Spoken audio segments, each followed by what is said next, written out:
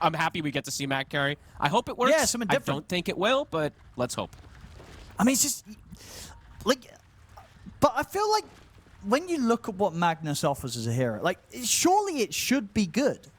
You know what I mean? Like what is not good about the kind of toolkit of this hero when it is a carry? Would you say? Like, I mean, there's some cooldown problems for sure. You know, your RP, you're kind of just, you don't have that many abilities that you actually end up using in most situations. Because I think if you're carry, he might just go some stats, right? 1 point in Shockwave. So I'll have to see what type of. I feel like you still max Shockwave. You might keep. I feel like you can keep Skewer 1 point. Maybe Skewer 1. Yeah, but one of those. Like one of the two is going to be level 1 probably. Ulti is just very hard to land on. Like, the RP is kind of everything about this hero, and you're a carry. So the attention is put on you more in the game, so landing those RPs is a lot harder. But if he does get, like, a 3-man RP, I want to see this 42 extra attributes. And if you get Refresher, you get 80.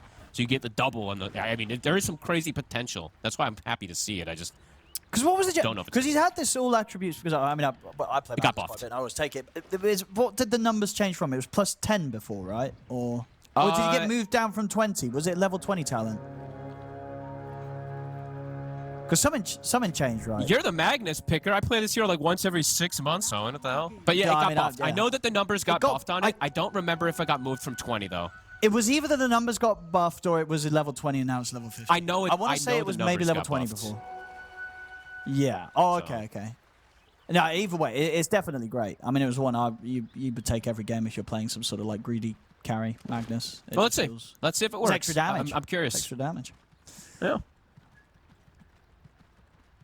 Let's have a look. So the lane setup, Magnus and Silencer against the Centaur Hoodwing. And they do this? What we got? Wait, and they send the Timber mid.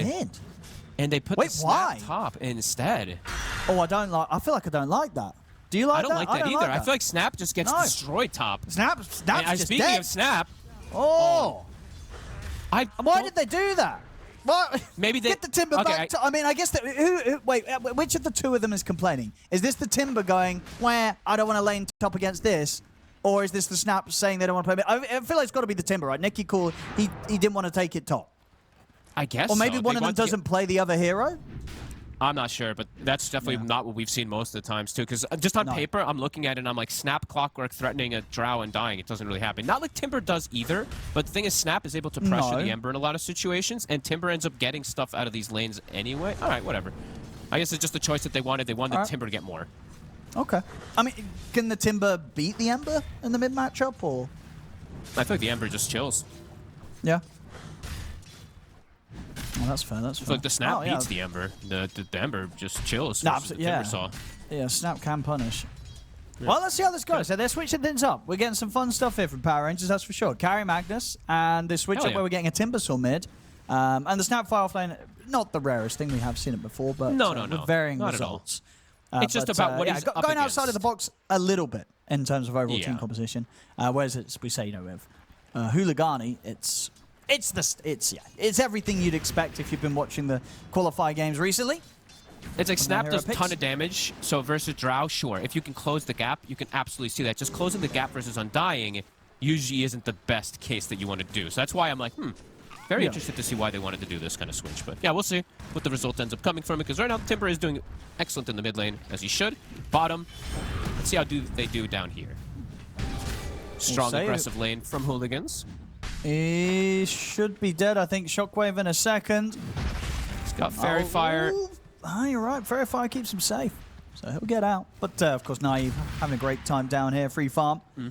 Top lane, Alberca having to keep his distance there as the Drow was approaching. But both offlaners suffering a bit here. Corrupted will be able to reestablish things, I would say, more than the Snapfire, I would imagine. But this bottom lane, at least for me, is the one to watch for aggression. It does feel like both sides can get pretty aggressive in terms of if there's a mistake or not, because Silencer deals a lot of damage in this lane, but also is super squishy. So if it does get caught, he does just die. Now, looking forward to see what Naive goes for on the build. I imagine it will just be Echo into Blink. That's what I'd hope so. Maybe controversial, but I wouldn't mind seeing Blink before the Echo. Thoughts? Okay. I'm okay with this. It depends on how the game if you get that, then that guarantees you're going to get a kill. You're going to get multiple kills. And your farm isn't slowed down too much because you still farm great with the max level and power. Like, if you want to go greedy, I think, as the carry mag, you can go... I think you can absolutely go Treads Blink. I think it depends on the game state of, like, are we looking to pressure the Drow, or am I just free farming? Like, what does he need to do? I think if he's just like, I'm free farming and having super giga stacks, etc., then he probably just goes to standard, Echo, maybe even a Mask of Madness if he feels he can fit it in, but doubt it. Oh, I don't know about Mask of Madness. I don't think so either, but I've seen people do it. I mean, it sounds like it should be good. It's like a crazy amount of attacks people. I feel like it normally works against you, so... Yeah, it does. And I feel like if you get a Mask of Madness and Echo, that's a lot of money on those kind of, you know, halfway items. Mm-hmm. Yeah. It's very likely just to be that standard. But I'm kind of down maybe for the earlier Blink, depending on how it all goes down. We'll see. Because he's the gap close, right? Then he just gets on top of the Drow and you just kill her every time. Because outside of him, it's a clockwork. You know, clock can initiate, but that's going to take some time to hit the 6, and still then good damage up top. Is it enough? Should be able to turn with the Tombstone, though. They will kill the Tombstone. They take a lot of damage for this, and that's going to be Alberca going down likely. Run down. So this, and I mean, Cookie, decay. Another decay. Ooh, not enough. All right, he gets out alive. This, I mean, yeah, they can kill the Tombstone, right? This is the one thing with the Shredder. I thought he actually was not going to skill him.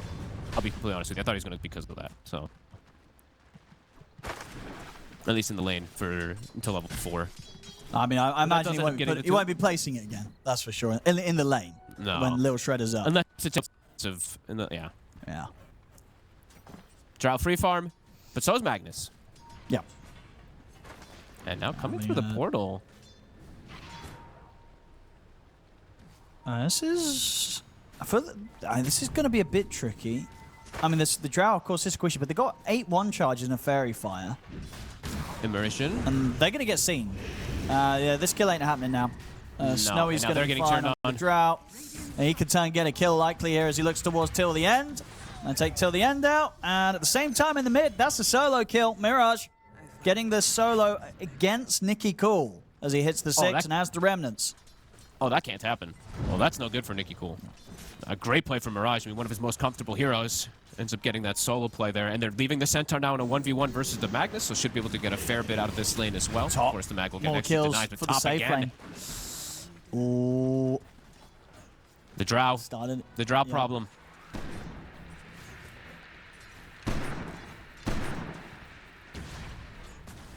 Not an easy lane for Alberca. They could look for the dive. I mean, the wraparound's going in for Zayu. Oh, he misses the bushwhack. Shouldn't matter, though. Zombies are out. And indeed, Alberca dead once more. So they could kill the Tombstone, but this lane setup is not working. Both of them, in fact. The top lane is losing, and the mid lane died, too. So that's a pretty deal. So Naive, I mean, the Magnus, as we said, he's free farming, and we're looking to see what the Magnus can do. And I think this is one of those games where the Magnus might have to do quite a bit, at least with the way that this is starting out. All right, he is going the Mask of Madness route. We'll see. I was telling you, I've seen this build. I think it can be a bit of a trap, but I'm ready for Naive to show us how it's done. I much prefer kind of just Echo and Blink.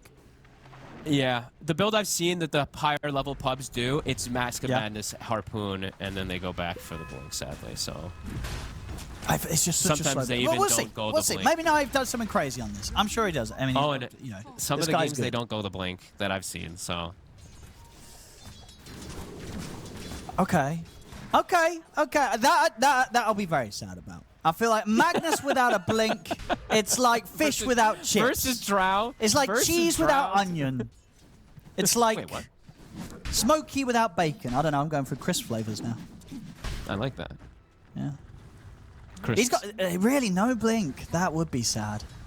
I hope he doesn't do that. Because I've seen it in some because he's got no one else to buy. Like, awful. nobody else on his team is buying a Blink. Right. Nobody else is blinking. He better. I mean, it's his job. Yeah. And he's against the Drow.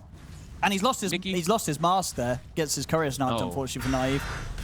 That feels sad. Mirage is going to have a super fast Spirit Vessel this game, too. And looking at the game for it, it's an amazing Vessel game. All 3 cores, super functional versus them. Sure, they're not healing cores in particular, but all like strength / universal. Super useful versus them versus the high HP. Yeah, and he'll have it at a super... I mean, this is going to be one of the fastest vessels we see on an Ember, too, because he's just rushing it. He's not going phase boots. He's just going brown boots into that vessel. So they're going to be able to put a lot of pressure on the map with this. Snap, we see Alberca stacking, but this is not the situation a Snap wants to be. An offlane Snap in particular, losing her tower and then not really having a recovery place, because this is not your stacks. This is the Timber stacks. This is the Magnus stacks. Well, this is the thing, as I said, you know, HULIGANI, they were very, very good in the open qualifiers. They were. They were super good. They were super fun to watch and very aggressive. Yeah. So, you know, you try something a little different against them, you might suffer. And so far from Power Rangers, it's looking like that. 9 minutes in, down 6-0 and behind 2K gold. And there's that vessel. It's already done. So insanely fast. 9 minutes is going to have it finished. All three of these side laners suffer a lot. Snowy's just pushing for solo kills. He's got backup coming to help out to secure it, but he basically did that on his own. 1 versus 2. You know, Mercy just ran away. He just completely left the area and was like, well, I can't help you there, buddy. You're dead again. Yeah, this Snap offlane is this swap is really not working. It's hurting so much, in fact, because now they're just hemorrhaging extra kills, and the Snap overall Fuzzy too lets to play with an advantage. Your kids is good when you get them early. When you get them later, yeah, they're still good, but they don't have that same impact as like a 7-minute Mortimer Kisses, an 8-minute Mortimer Kisses, a 10-minute, 11-minute. They start to have answers. They start to be tankier. Yeah. I mean, it has to reliance on that. It has to be a player thing, right? Because we see like Nicky Cool is very high Dota Plus level on Timbersaw, so he's obviously a big Timber player. And maybe Alberca just doesn't really play Timber offlane, right? Which, that's not too rare, right? There are a lot of offlane players that Timbersaw would not be in their repertoire. But we'll see. Mid lane, the pressure's coming in. HULIGANI should be able to finish this tier 1 off. And yeah, it's just going to take a lot of time from Power Rangers. And Naive, okay, this I like. I don't mind the Mask of Madness if you get in the Blink next. So I don't want to see Mask of Madness and Echo. Personally, would rather see Echo and then Blink, but this is good. He's not going for both of those. He's just getting one of the two, Mask or the Echo, in this case the Mask, and then will indeed get the Blink, which is absolutely necessary. They need him to be able to turn up, jump in, and start some sort of action before this game completely just falls out of control. Exactly. This is like the usual case where I tell you where it's like someone needs to pick up the slack of the other lanes having such a poor time. So unfortunately for the carry, he has to do this. Otherwise, the game is just going to be over before he gets involved. Yeah. So that Blink Dagger time is going to be the big one. When they get that, and let's see, that'll be their big chance to start trying to find kills, get themselves into this game, Power Rangers. And let's see if they have damage is my concern, right? Because yes, the Magnus can do some decent physical, but they do not have the best follow-up with it when the Snapfire is so underleveled. There's kisses, but there's no global, and they're getting tanky. Very quick that they're getting tanky here. Max Flame Guard, 1500 HP on this Ember. Centaur 1600. They're looking for the Centaur bottom. He actually gets the Stampede off. They're looking to dive. They'll burst the Silencer. Trying to chase Corrupted. With the Chakram onto him, cogs are out, they will manage to find him. So they get the trade. Mirage, he's still hunting for more. Chasing him down super strong here with the Shield Rune, and RP comes out. Will allow them to get Seiyu, so they'll get the trades in. 2 for 2. Oh god, Alberca. Not again. I mean, TP's look how strong. Yeah, I mean, Snowy's just playing by himself here in this top lane as this Drow Ranger feels super powerful. And now the Silencer TP's to help, and the Silencer is very likely just going to die here. Actually, they will kill the away. Undying. He stuck around to get the tower last hit. Did get the tower last hit, but ends up dead. Mirage wants to keep diving, but can't go for it. They get the Undying, but guess what? Cecil Sturge. He's back. Gotta love Cecil Sturge. Getting something. Yeah, and Blink Dagger's now done for Naive. Of course, we'll have to wait a minute until he can make a play with that RP. Okay. They're just getting so much out of the map on the side of HULIGANI. Everyone's free farming. It feels like the Centaur being slowed down a little bit here, but he's got the Dominator, so he'll always be able to drag these waves, get that extra bit of farm. No pressure on the Drow, and this is one of those games, Owen, at least for me and you. The Ember isn't falling behind at all. This Ember is top 2 net worth. He's not bottom of the cores. He is having a phenomenal time. Yeah, this is why we see these teams keep picking it. It's if you snowball pretty hard. And if he's able to get to this Mage Slayer timing, pretty soon, then I have massive concerns for Power Rangers. Because then if the RP hits and he even just taps them with the Mage Slayer onto the backline, the Timber and the Snapfire, there's no follow-up. So concerns for damage, at least for the side of Power Rangers in this mid-game now. Here we go. They're going to go for this smoke reveal of the blink. RP's back online. Here's Naive's time to turn up and shine. You know, he had to go for the solo RP as he was getting dove down there earlier. Now he can get the chance to go for the aggressive play himself. See what he can find. Might still have to just be a solo RP. Oh, if you get the Ember or the Drow, you go for the solo, right? You need to kill Ember or Drow right now. Gotta slow them down. But they're playing super split up, so they're not going to get caught by a multi-hero RP or anything, so it's a lot of time being spent here from Naive looking for the opportunity, and it's just not being found. They're all split up on the side of... I keep almost saying Liga because of that, so... HULIGANI. Reminded you the old name, yeah. Yeah. HULIGANI, yeah. So time wasted there for Naive trying to find the opportunity. And I'm sure HULIGANI know. They're probably like, dude, he went Mask of Madness. He's probably going to go blink. He's been off the map. And now they see him. So they see him with the ward they have on this bottom riverside. And yeah, all the information is given. Now they know exactly the play style the Power Rangers was looking to go for. And they can just kind of play this farm game till they feel ready with the triple core item, which they're really close to, right? Manta, I believe, is about to be done for Drow. Mage Slayer for Ember. Blink is done for Centaur. So they've got all their tools to fight. If they want to. Not like they need to. Oh, they're going to lose their wisdom, though. Respect. He's able to come over and take that a minute late as well. That was a minute after. Oh, he just rough. walks over and steals the wisdom. I mean, that's really rough. Yeah. The Power Rangers trying to do something a little tricky here with their draft, trying with this Magnus carry. So far, as you said, he's farming, but the game is falling apart quickly here. Maybe just feeling that they could try something a bit different against HULIGANI, but I said you can't underestimate this team. Oh, this team they is see the them. strongest team in the open qualifiers. They see all of them here. Immersion. He'll get left behind. The rest of them, they've just got to get out.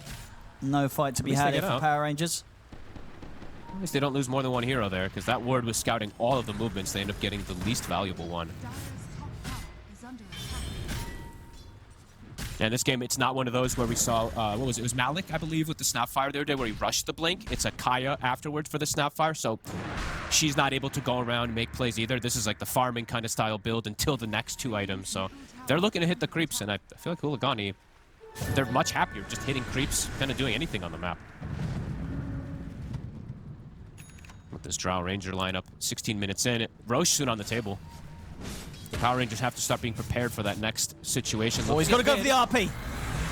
And he will get it. It was late. The global was super late.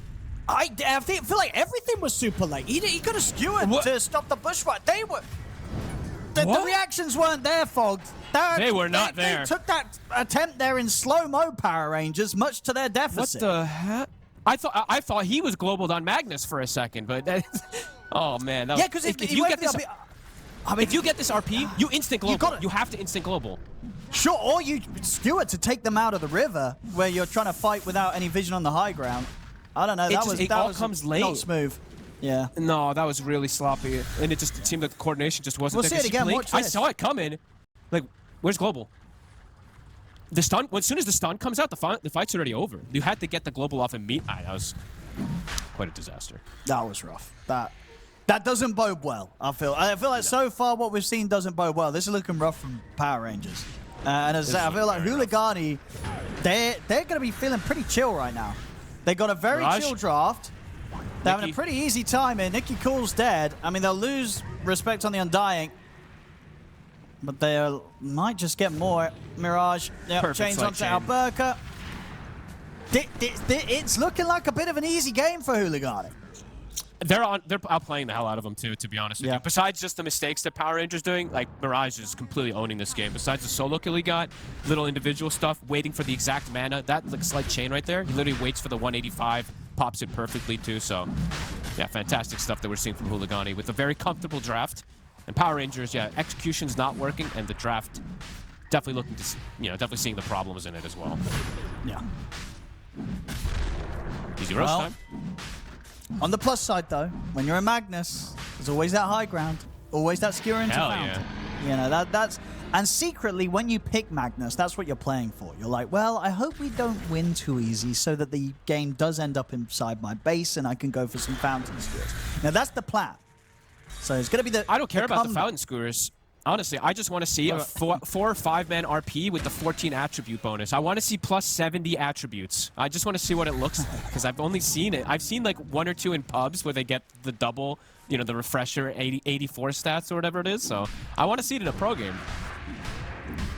Well, yeah, I mean, it's a hard game. I feel if he gets 3 in an RP, then that's a big win. You know, getting 4 or getting 5, I feel is like impossible against the lineup that HULIGANI have, unless HULIGANI mess up massively. It's super hard. I mean, it never happens. It almost never happens in pro games for a reason. So yeah. And HULIGANI, super aggressive, super confident. I really like how you were saying Snowy. Is this the name how say it? Snowy on the drow, right? I was going. It is just Snowy. Right? Okay, yeah. It does. I think so, right? Yeah, because so, the 2 V's, I think a W, and then we'll say the 1 is like Snowy. Yeah. I like how aggressive he's playing, how aggressive he's posturing on the draw too. Doesn't feel any threat of any of the heroes, and he just plays like he's the strongest hero on the map, and it's for good reason. Like when he was chasing the Snapfire, chasing the Silencer, some players wouldn't do that, even if you have this advantage. So it's nice to see that he's got that confidence.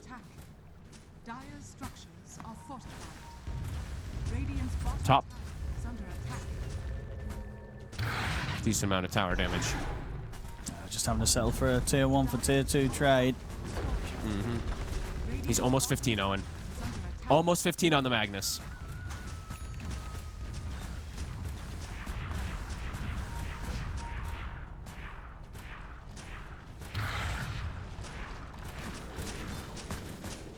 Okay. And he is going to go back for the Echo into Harpoon, which, you know, don't get me wrong, it is a great item on Magnus.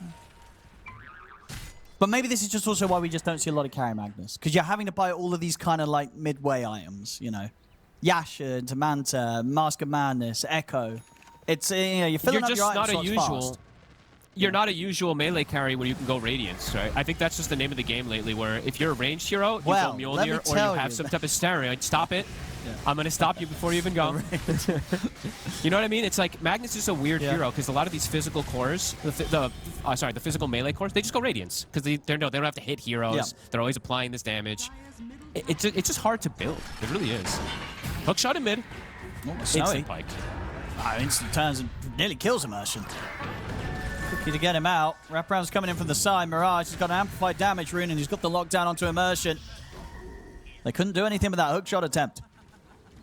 Looking for the RP again, thinking about it in the smoke. Look how confident this drop plays.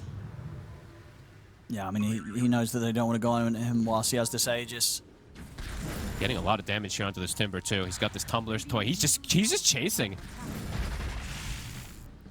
Super confident plays. All right, 15 talent. It's acquired.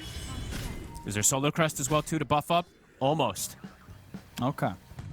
Naive is starting to get the answers. Maybe. They've got the... I hope we get... I mean, they have the odds. They've got to go with this timing of the Aegis expiry, right? It's going to be gone in a minute and a half. See if they can try and time a smoke play with the RP and the global. Yeah, I mean, I guess they have to. Fighting outside is still complicated. I don't know if they even have the damage to be able to bring down fully. They better sequence the spells better. That's the first step. Because if they miss the global, Tombstone save comes out. Talking about the global till the end. Gets found out in the mid. Top lane. They've gone for the hook shot attempt, but Mirage is here with the backup for Corrupted. And Immersion, he'll get bushwhacked. He'll get killed off. Mirage, he's going to chase down Nicky Cool as well. Be annoying for this Timber. He's got the... Doesn't have the control. He's going to be fine, yeah. Chains was already used, so Freedom's there to TP out. I thought the Hoodwink ult was going to hit. It looked like it was almost in range. Not quite there. They're just hunting them all over the place at this point. They're feeling very confident to just do it with like a duo, right? Sending the Hoodwink plus the Centaur. Having the Ember just follow up afterwards while the Drow just... Look at the posturing from Snowy, just playing in the enemy triangle.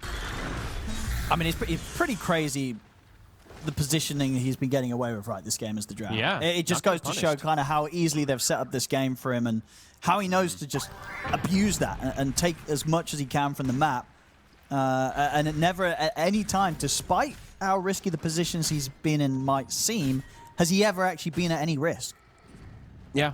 Okay, and Alberca, I mean, you know how I feel about this sometimes, but he does get the boost of travel now on the snap, which I'm okay with when you buy it later. But when your map is this closed, I'm not that okay with it either. Like, he can't really TP anywhere with it. It's like, what else do you buy really in general on the Snapfires? We always talk about, but I don't know. That just feels like minus 2k gold. No. Let's see if they can finally find that fight that they've been hoping for with this lineup. Smoke out from Power Rangers. See if they can find the cores, because they've It has to be Ember or Drow. particular. Yeah, if you get anyone else, it does not feel good. Let's see, Mirage. They both have BKBs coming out, Owen. The two of them. So they're playing it safe, too, with the itemization on Huligani. BKB's done for Drow. BKB's about to be finished for Mirage, and then that's the answers. There's no damage. It's going to all be naive at that point. It's going to have to just be an insane RP. So he said he's got his work cut out for him this game. They're farming, though. They are getting some time to hit the creeps with the Timber and the Magnus. We are seeing them pull ahead of their counterparts Look here. at this setup mid, though. I mean, naive if he shows. Ooh. She does. Oh, he gets baited. Yeah, they were Super very set up baited. for that one. They're going to use the global. Does allow him to RP and run, but they're going to chase him, and they'll still get him. So now no RP, no global, and no carry. Never the way you want to end up having to use the global either. Now it's 2 minutes. You're not going to have either of them. While Hooligans, they can go for the push and potentially even the Roche if it respawns in time with those being used. What a bait, though, from Huligani. Just putting the Centaur there, blinking in with the bro. Double stuns. Now he fell for it. That's a tough one. That's a rough one. It is. I was looking forward to seeing some carry Magnus, but I've So got to was be I. honest. I think it's kind of gone how I felt that it was going to go. Yeah. But let's see. Let's see. Maybe they can find something here. Can they get the Drow? They can't. Snowy's out of the base. There's the Stampede to reset. I'll keep the barracks safe for now. Hey, to be honest, the other thing is, like, this carry Magnus versus Centaur also, you're a melee hero versus Stampede. So even if you do, you need to kill them in that RP or they're just going to walk away from you, which is really sad.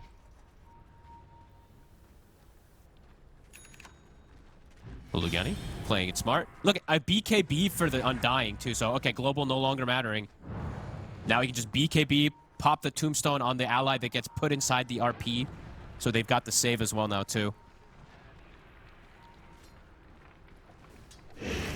Yeah, it feels like they're just getting stronger and stronger. And even though for Power Rangers, Naive is getting stronger and stronger, the rest of his heroes, I feel like, are, for the most part, just not. Like, Nikki kind of is, in a way.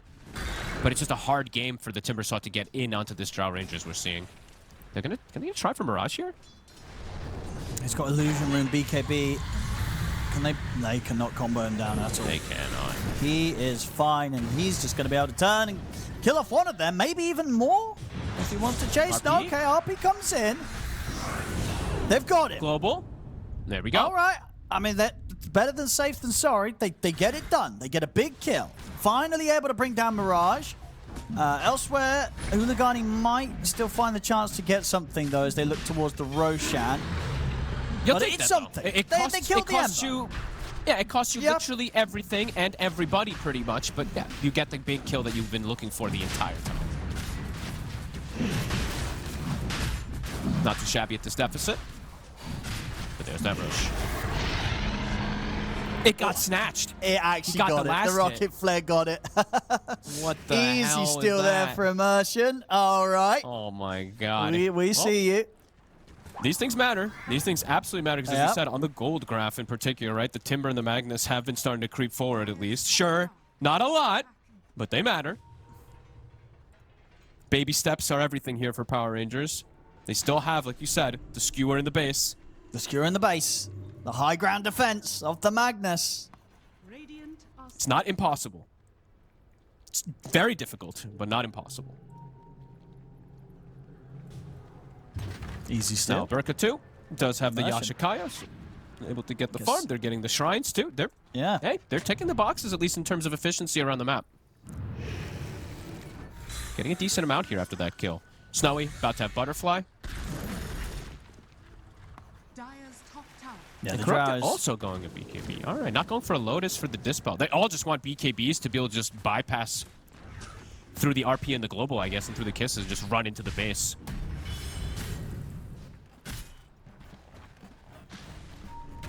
Let's see how much they want to try and push this mid now. Aegis. I'd imagine three they do. minutes. I mean, they're can going to ma- feel strong. Maybe at least wait until the double catapults to go for the full high ground push, but right now you can hunt them. Because double catapults spawn in 1 minute and you have banner. Oh, naive. Naive. Oh, if he gets caught here. Oh, go the for the illusions! Oh, He baited him. He might be okay here. Well, Corruptors are still Oh, closing maybe in, not. and they do have Stampede. Global's Oh. there. He's out. He's safe. All right. Global And Nicky defensively, can they keep themselves protected? And Nicky Cool decided to hang around. And he's going to BKB TP now, though. All right. Bottom side. Looking for another move. Immersion. Looks like he should be found here. And Alberca actually shows himself. Ooh, he needs to get out. He's not he's going caught to in get the chains. chance. He's caught by the chains. Oh, he cookied the wave as they were going on Immersion. A bit unlucky timing for Alberca. He's running. But, they'll have him.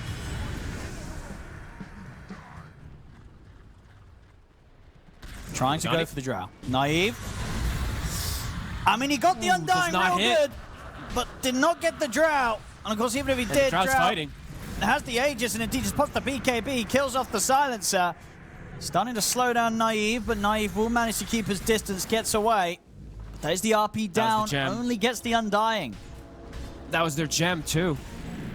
Was that the Undying's gem? I actually didn't get to see. I think that was actually the Silencer's gem, if I'm not mistaken. So they end up getting Yeah, the he's got- kill, he's got but it. they I think don't so. connect that RP. And I mean, they don't kill him twice anyway, too, so. Tries for it, but now they don't have RP for the high ground push, and there's a Butterfly Drow. Yeah, it's the combo, as you said, the Butterfly and the double catapults coming in. This is Yep. the push. And the that's- banner. They do have it still, right? Yeah, Respect has it. Hasn't put it down just yet. Radiant's middle barracks are under attack. Can still get a nice skewer back. Radiant structures are fortified. See, Gonna Naive. try. He's in. With a good skewer. So he's going to be able to force out. And there's the Stampede. They're not able to kill Snowy even though once. He's out of there. Immersion dying under the tier 4s. They'll push on forward with the BKBs. Corrupted does get burst by Nicky Cool. Now with respect to BKB also. coming to an end, he'll get into the tombstone, but as soon as he's out of it, as they kill it, they'll be able to bring him down. So Power Rangers able to put a stop to the push. They were very indecisive on that one. The Drow immediately booked it. The team went in, and Snowy just ran because didn't have BKB available. So they didn't actually end up even finishing off the racks. I don't think they even dropped the banner to be able to push with the double catapult. So No, he's still bit of got it. On the sloppiness. Undying, yeah. Yeah, sloppiness. Not prepared for the Magnus to go for the play there. Naive will be able to get the skewer onto the Drow into tier 4s and reset the positioning. Yeah, They're getting to live on. Glimmers of what can happen with a bit of Magnus magic. Mm-hmm. Dire's middle tower is under attack. Fighting outside of the map. Snowy still. now Aegis 30 seconds. I mean, he still feels more really space. strong. They do. can just Power go Rangers for these stepped kind up of very plays. far. Oh, hook shot shot. onto Snowy. They've got the global, but the BKB's out from Snowy. He's just going to stand his position, turn and shoot down the silencer. It's just so hard to kill this drow. Even getting them Yeah. once, seeming very difficult. Dire's bottom Snowy is playing it super, like, now at this point, he was playing very aggressive, very confident before. Now he's playing very safe, and we're seeing, like, the rest of the team playing a bit more over-aggressive instead of him. They're getting punished for it. So we did see Mirage get under the tier 4s there with the Centaur, and they did lose the Centaur out of this push. Not getting the melee racks with the banner and double. That's actually pretty surprising.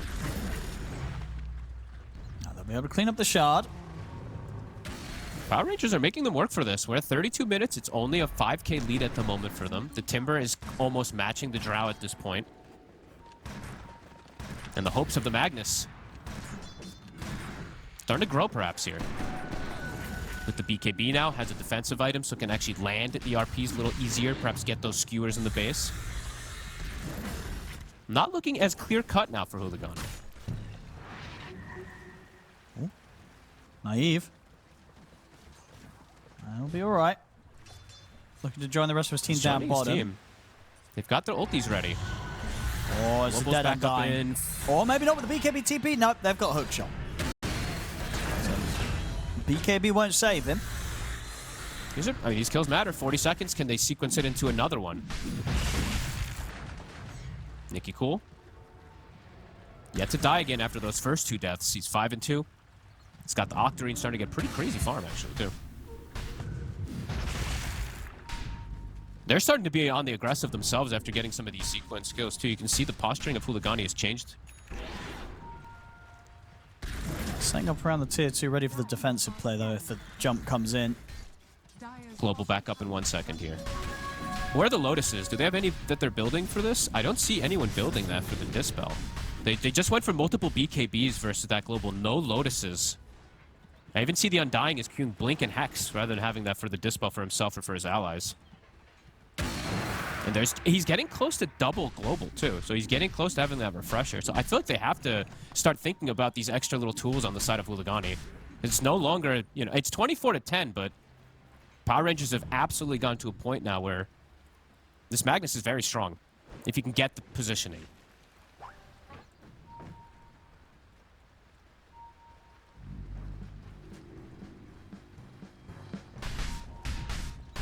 Huligani, they can wait for the next Roche if they want. About 30 seconds. Looks like that's the case. Potentially respawn. Yeah, probably. I mean, Bottom tower is under attack. they messed up a bit with the push, right? So probably just looking to play as careful as possible.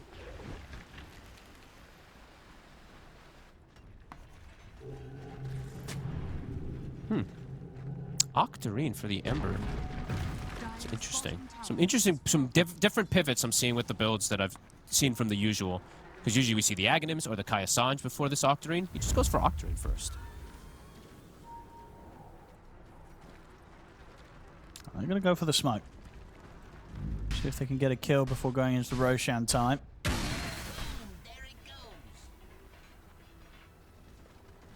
Doesn't look like they're going to be on track to find any of the cores.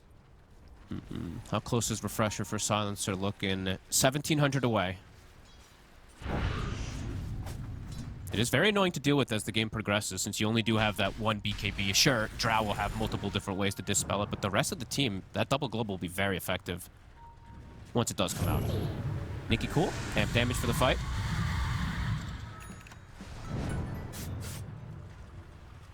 What's that Silver Edge timing? So Snowy. 24. So very close to hitting that 25. And ready to set up here for the fight around the mid. Permanently has an Alpha Wolf with him, by the way. So I've been watching Corrupted. He's just had that RP. Okay. Into the hook shot and the global. It's not enough. He gets the beacon. Is he living? The flame gun off. No He's away way. with the remnant. Naive couldn't quite kill him. As he's out of there, Mirage. And with that expended to try and start the fight and get the kill, they don't have anything else left. They've got to run. They tried to throw it all on the Ember. It wasn't enough. Nicky Cool. Drow. He just turns the Silver Edge as him. Okay, well, Nicky Cool tried to fight. Maybe didn't see that there was a Silver Edge on the Drow. I don't know. He just died. Back to business here for Huligani. Yep. An RP that doesn't end up finishing. That was like little things that ends up saving him. I swear, like one spell, maybe one tap that doesn't connect and ends up saving Mirage. That was actually insane. I mean, it was so close. Yeah, it really was one hit. One hit and they would have had him. But and that just allows the Drow, as soon as that RP is used, just gets to full turret. Power Rangers was pretty patient for a long time. They jumped the gun a little bit there. Lose a lot out of it. Losing their Timber, who had been free farming for so long. And now it's Roche in about 40 seconds, and they won't have RP to contest it. That hurts. They needed that kill. And Naive is spotted under this ward here, walking up toward top with no BKB up.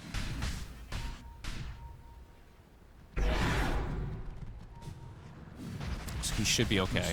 I mean, it looks like they don't want to leave the Roche area. No.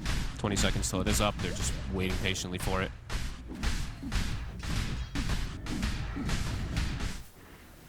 This next Roche push is going to be a tough one to stop. Mm-hmm. Did a good job of finding this opportunity to get this Roche. This Drow yet to die too. 11-0. Snowy's been playing it perfect. The rest of his team, as we said, a couple little these few mistakes, but this Drow, not the case. And now Aegis Cheese Refresher Shard. Oh, they're actually switching which creep he's holding. Okay, so he's holding the Forester now for magic resist.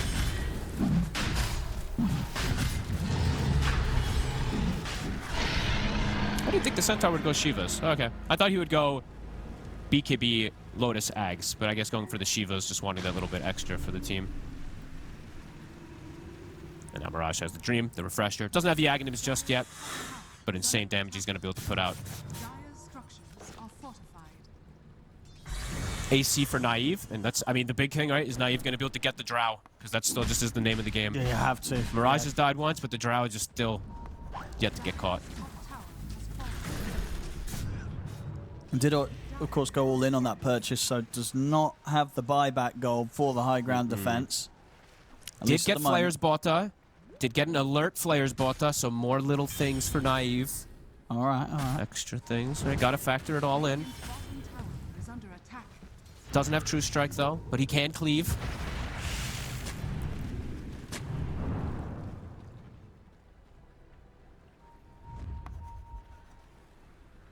Not overcommitting. They're going to go for the smoke move, see if they can catch someone out on the map, maybe, before going for the full push. Giving a lot of respect to the skewer plays. Especially as this Drow. Maybe Snowy wants to end the game with 0 deaths, trying to play literally as careful as possible after having such aggressive plays early. Alberca reads the play, gets the scan behind, does identify that they're smoked. We'll be okay. Dire are scanning. Controlling the waves. Doing a pretty solid job here of making sure that all 3 lanes aren't just pushed in. Mid is starting to get shoved in. It is double catapult wave. Yep. And this is gearing up for the push. Mm-hmm. Bottom corrupted. Let's see the Magnus.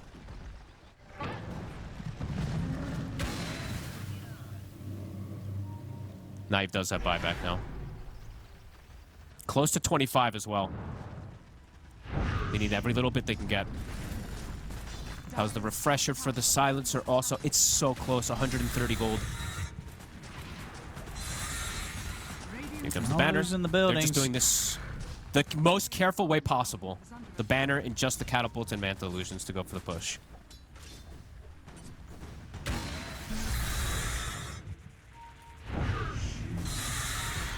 Alberca's like, I want to hit this. I want to hit the banner. I want to get rid of it.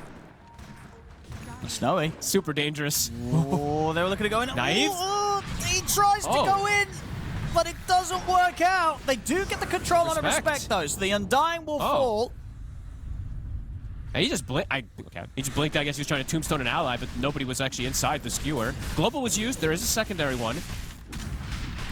Did he stop the skewer? That was so weird. Wait, what didn't stop the what? He just like point blank skewered, right? And just stopped it. It was like a 5-inch skewer. Yeah, maybe sort of indecision on whether he wanted to go for the skewer or the RP first. Yeah, I guess so. BKB still at the ready here for Snowy. Rax, quarter HP. That's the Rax gone. No, towards there's the only bottom one lane. global too, so they can force this pretty hard here. And it's super hard for Naive. Naive to try and play now with the BKB on cooldown. Look at the Hex onto Mirage, but he's into the Tombstone. They'll get the Harpoon dragged back onto the Centaur, and they'll burst through him. So Corrupted gone. Good It's a damage. good grab. Nicky cool. Nikki, Gonna turn towards him. He's gonna put the BKB, try and stand his ground here, but he's taking huge hits from the Drow. Has to back off. Kisses coming in. Mirage all over the place here with the Remnants. Naive's gonna try and chase. Can he close the gap, though, to get someone with the RP on the way out? He's looking really for a trying Naive. to. Snowy Look at the might just go Undying. for it here. He will. The grab. Stopped. He Yeah, got Naive headbanded. coming in. Psychic headband indeed from the hoodwink. So stop to that. Naive BKB's back up. They'll kill Snowy the once. See Mirage, she's caught by the stun. Mirage is actually dead. He'll buy back. Buy back Remnant. Straight over towards Naive, forcing Naive to have to put the BKB and run. Alberto's going to go for the TP away. We'll make it. Same to be said here for the Magnus. So that's 3 buybacks. Oh, okay, Nicky's dead. But he does have a buyback. But that's 3 buybacks from Huligani. And Power Rangers, they did manage to get most of them out. They managed to run with the majority. they want to just, and it looks, I mean, this is a buyback to get either double set advantage or even just look to close the game out soon, right? Because that's RP is used, that's double globals used as well. Yeah. Yeah, so they want to just push their issue as much as possible. Top still has a T2 though. And it is a bit risky because they use these 3 buybacks. Yeah, might have to go the long way. Yeah. Yep. Back up, reset, pick up the items. Mirage picks up a full Aghanims after the buyback. Yeah, those 3 were, I mean, pretty aggressive and not getting those cleanup kills too. Kind of painful. As behind Power Rangers has been in this game, they're not playing that badly. No, they're holding on. They are holding on. But can they turn it around with this lineup? That's the question. That's the question. And Because can they're holding on. But we are very much seeing, you know, one of the reasons why Magnus is probably not picked. It's just so hard to actually get that dream situation right. Now, Naive, he's got a crazy amount of farm, but 1, 2, and 7, it's very difficult for him to enter into the fight. You know, he has to really nail the initiation, and they've got the items. You know, they're prepared for him. And checking the damage, I mean, I don't see them all, but I'm sure his physical damage overall is pretty lackluster. Yeah, look at the numbers here, right? Because he just can't really hit targets. It's mostly just been this Timbersaw. Even the Snapfire, I think that's the second kisses I saw used the whole game, if I'm not mistaken. Like 2 or 3 sets of kisses used. Now Alberca has Refresher and 25, so a lot of damage has increased. I mean, this game definitely has the potential to go on for some time after these buybacks were used. Aghanims finished up for the Centaur, though, so has a save now. So has a secondary, or, yeah, 3rd save for the Drow. And that's the thing. I haven't even been able to kill the Drow yet. So now throwing that Ag Centaur in behind him, Snowy is going to be pretty much untouchable in these team fights if the 45 minutes that's gone by is anything to go by. See, I mean, Power Rangers, if they can execute, if they can land the spells, they have the damage. It's just landing these spells, just as we see, it's so hard for Naive. Yeah, they really went for the kind of the high execution draft. They did. Power Rangers. And Huligani have gone for the standard that we're seeing, and so far the standard is working. But let's see if this ward is going to work. They do see the Drow. Oh, they see the Ember. It would be huge. Go for it. There it is. That's who. It's a big RP. The global comes out. Can they kill the Drow? The Tombstone's there. Tombstone but they'll kill him off save. as he comes out. Dead for 100. I mean, that's a massive one. There it is. Absolutely massive jump. They hadn't been able to get him yet this game, but when they do get him now, it's a big one. Dead for 90 seconds. Took him 46 minutes to get that Drow, but he did. He did. 80 seconds. Let's see how much they can do.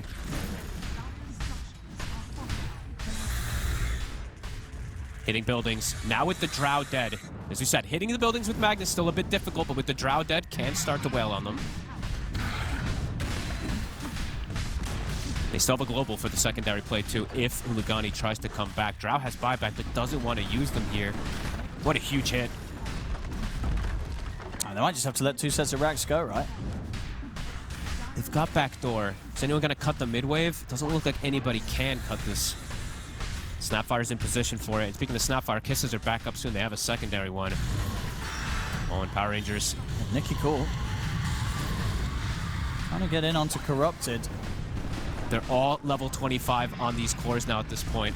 And as you said, Global's back up. Drow, this is 2 full sets that they've gotten out of these kills. Oh, they won't be able to finish this one. Okay. They'll give some respect to the Drow coming back. All right, this game. Truly delivering now. If they can RP the Drow, if they can catch the Drow.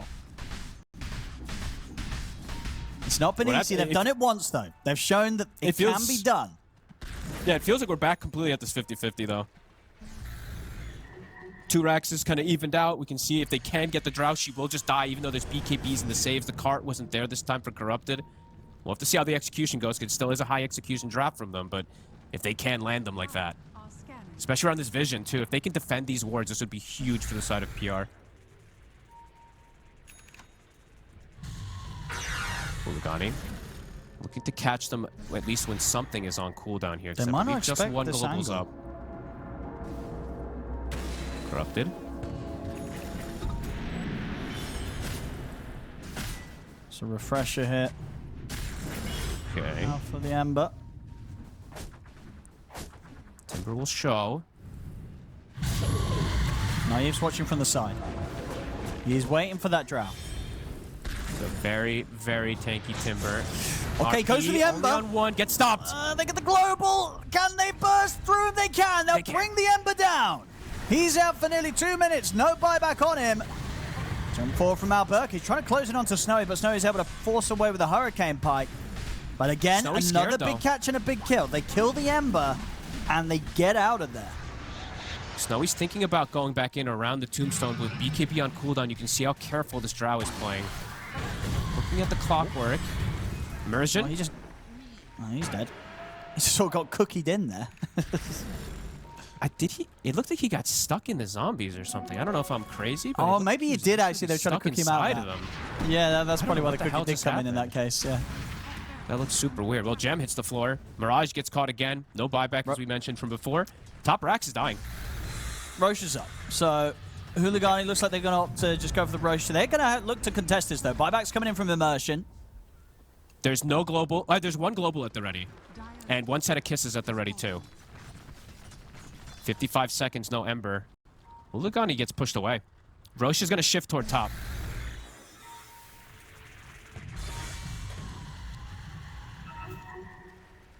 All right.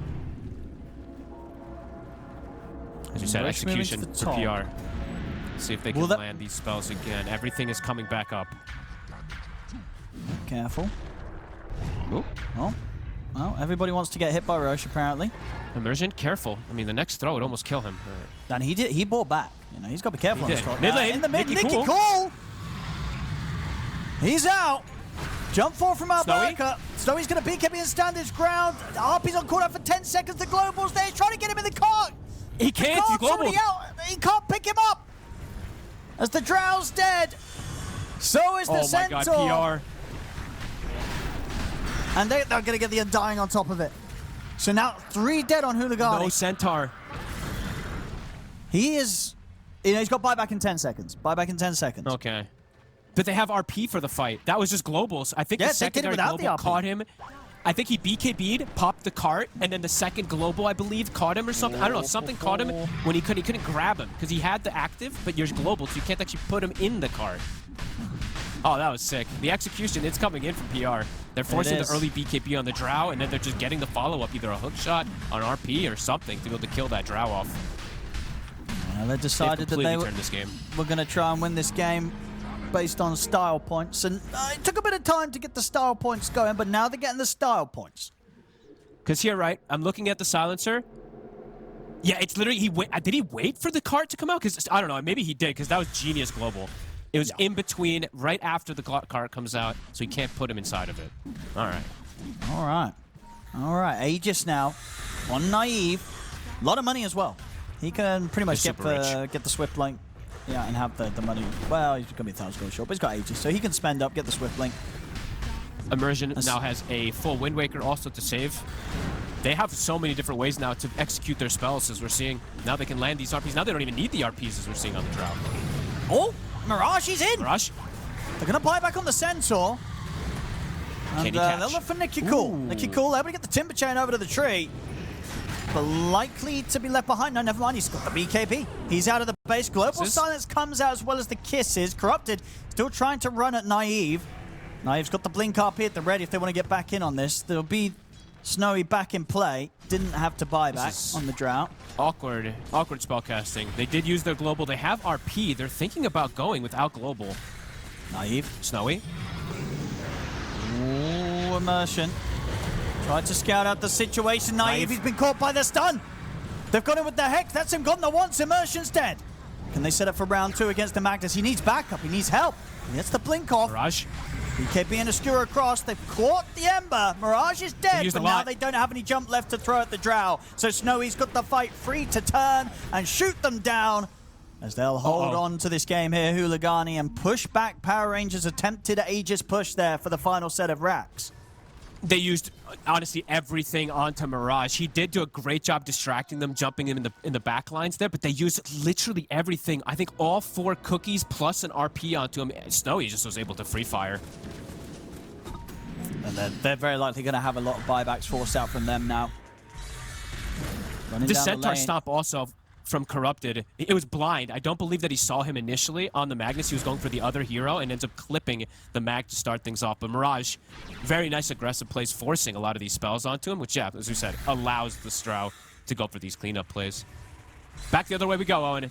Onto the high ground, Snowy. Oh! Nikki. Trying to scare Snowy. I mean, do they just get mega creeped and hold on to the buybacks? I don't think so. Okay, Naive buys You don't want to give Megas. Giving Megas is very dangerous. I think we're seeing that most people Nikki's can't trying to chase. lately. Nikki has Look, BKB. Snowy's looking for the angle. He's waiting for the Magnus. Yeah. See if we can get some sort of info on where Naive is. We'll see him now around the tombstone. They're going to just go for Nikki Cool, but the global's there. I mean, Snowy's got to be careful. He's turning over towards. They've got Naive with the Hex. He brought back for this. He has to BKB screw away. They'll get the Hex in turn on to Snowy. Nikki Cool able to hold back Snowy on the drought. He wants to go back in for him. BKB's out for Snowy. Immersion jumps in with the cogs. Snowy's got to get out of here with the BKB. Cookie forward here from Alberca. The blast. They've taken him down. Snowy's gone. Both teams dancing around each other. They tried to go for the kill on Naive, but they just can't. And the globals, it's enough. It's enough damage to it, the coverage. 80 seconds, no drow. Back the other way we go. All right. I mean, Naive used his buyback. He is absolutely going to want to try and do his best to force out the buyback from Snowy. God, he has to be careful, though, because if he dies, the game could just end. Man, this game has gotten a lot more exciting than I think that it was going to be. Pretty crazy. From like the 30-minute mark, because at 30-minute, it looked pretty over. Yeah, it's like win or loss. If you're Power Rangers, run it back. Go for the first pick Magnus again. It's entertainment. We love it. Entertainment for sure. And Nikki Cool, right? I mean, he's done pretty good on the Timber in terms of recovery. 50 seconds, no drow. They're all smoked up. He doesn't want to buy back, but he's probably going to have to. Yeah, Mirage is in trouble. You got to save your Ember. Cookie in, hooks up, comes in, he's gone. He's got the buyback as well. They've used 3, 4 buybacks now coming in from Huligani on the whole. They'll turn and take out Alberca and Immersion. Look towards Nikki Cool. A BKB Timber Chain away. All the RP is going to get dodged. But he's got Refresher. He's got another RP. He might have to Naive has to be careful, though. He's going to get the both of them, but he has to use this RP to run. His BKB. He's just got to go for the blink TP, surely. Okay, just blink and run. Run. He'll get away, but Nikki Cool's been left behind. Can they wrap around to find him? Shiva's Guard into the Hex. Global Silence comes in. He's going to go for the TP, and the Hex is back up, though. As Nikki Cool, he's out. Oh, this game's delivering. The throne is dying, by the way. Oh, that's true. Somebody's got to defend the agent. 4 buybacks. 4 buybacks coming out there from 4 buybacks Huligani. again.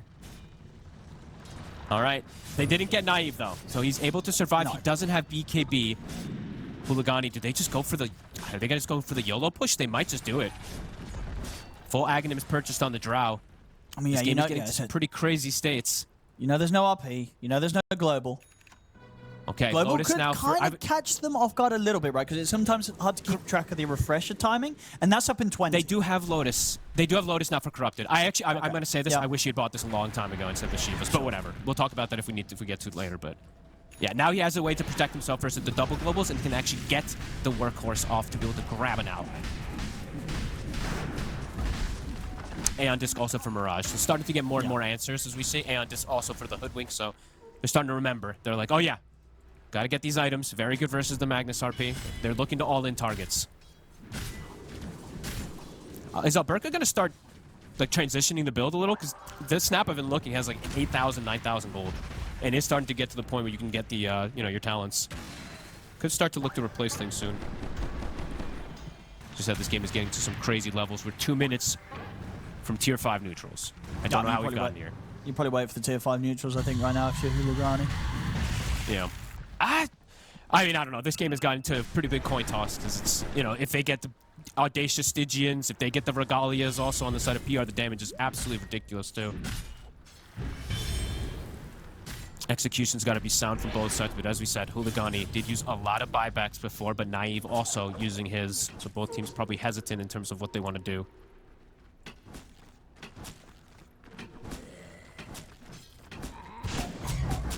What other big 25s did we see get picked up? Because now the supports are starting to get 25, right? So Tombstone on Death from the Zombie.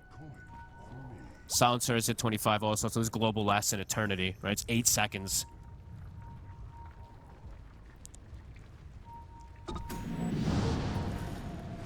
Usually don't see these get picked up too often. Ooh, careful!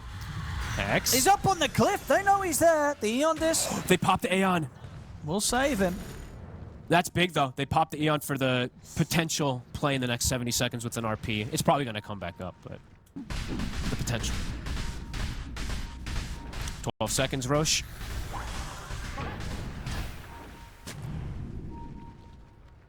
I mean, they probably get the roast themselves if it's an early spawn. Looks like Power it. Rangers. At least PR's in position for it. And it's an instant spawn. It's an instant spawn. I mean, that's the dream for Power Rangers. If they go check that out. And they got vision in the meantime, too. I saw Mersian go on the right side. He placed some wards to be able to watch. These wards, I think we mentioned it most times when we get close to 60 minutes. This is this like right side ward that Mersian plays. This is the, I'm going to kill the hero that goes to farm the tokens. And then they can kind of just win the game off of that, so definitely possible. But Roche, that next big indicator. But first, 10 seconds, Owen. Who gets what? We have no baubles in the game, right? I think I saw 0. No, nobody's baubbling. Sad. Have you ever seen the baubled silencers with 20-second global silence? No, that would be fun. That would be fun. I like, unless I've been doing this wrong, this doesn't even work, but I like baubbling on the range carries and try and get an infinite attack range. Or does that not work? Or it does work, right? It should work. That's the dream.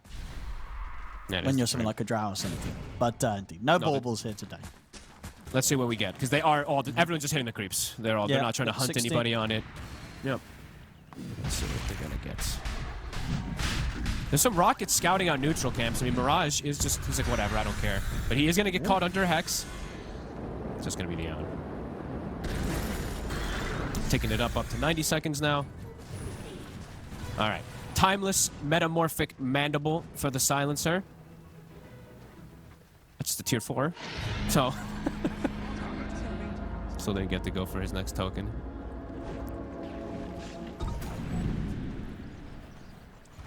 They might get a catch on somebody during all this. Got this Aegis now. Double cheeses. Try and scrape together the last few tokens here for their neutrals. Huligani. What do they have? 1, 2, 3, 4, 5. They have so many ultimates now on the side of PR. Dude. Does he do it on the Snapfire? Is he going to start transitioning? Oh, dude. Would it not have been worth... Okay. Okay, for the snap, yeah, with the build. But would it not have been worth taking the Witchbane? Or am I missing something? On which hero? On Huligani to have another AoE dispel against the global. Yeah, it's a small good? AoE. It is very tiny. I think it's really 300 to 400. Yeah, it's but 300. It's still good. Yeah. Because he had, I guess he had the option on Drow, but he didn't want to take that. He would rather the Minotaur Horn. Minotaur's too good. Minotaur's just way too good on some of these cores. You just need this. Like, if he just gets this off, he can save his BKB for the big situations. He can just use Minotaur for like a Snapfire cookie. I think if the supports get it though, you know, if Seiyu or Respect get the opportunity, are you not maybe taking it to try and have that extra dispel to help your cores? I would like it. It's like the only dispel that exists now as a neutral item. So if you get that option, it's kind of nice. Remember when there was 4 of them on tier 4 neutrals and the silencer was unplayable? There was 4? There's 3 or 4. It was Flicker, whatever this item's called, Witchbane, etc. Naive, looking for the catch. Gets it on 2. Get the Hex out in return, but indeed, he gets the setup and takes out the Drow, and he's dead for 2 minutes. And with that, I don't know if they can hold. No Drow. The rack's getting cleaned up. 50 seconds. Okay, 50 seconds. So it's not the full 2 minutes. Mirage They're going to need him alive for these 50 seconds to try and hold them off the Ancient. I don't even know if they can hold them off the Ancient. Ancient's exposed. They do have the fortification at the ready, but they kill this Ancient quickly.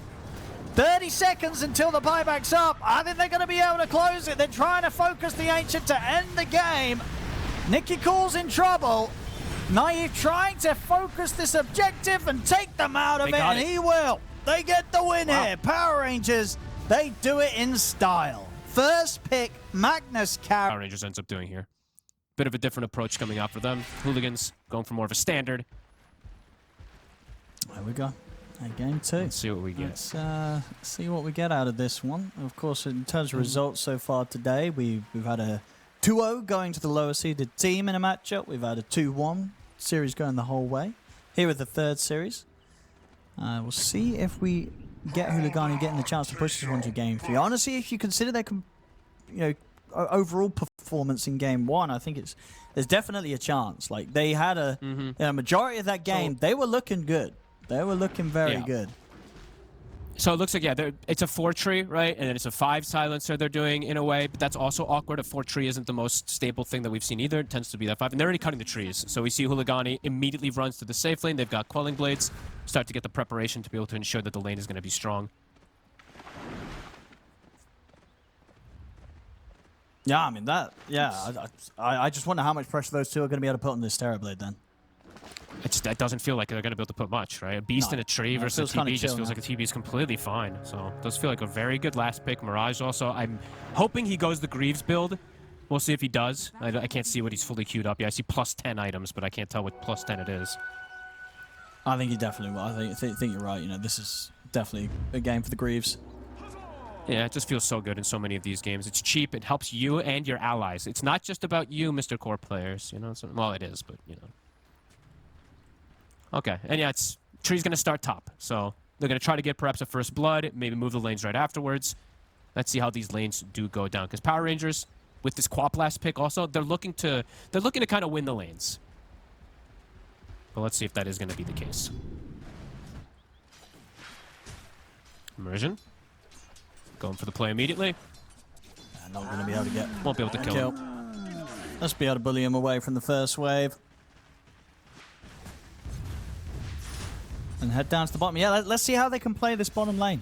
Will they slow down the Terrorblade at all, these two?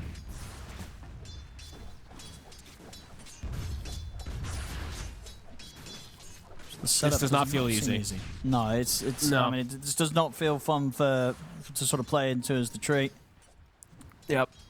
I would say overall, Hooligans have just very good lane setups across the board. Even though, like I was mentioning, PR, they did draft to do very well in these lanes. I like Hooligans right now. Like the Storm versus the Quap, I haven't seen these Quaps dominate the Storms as they used to.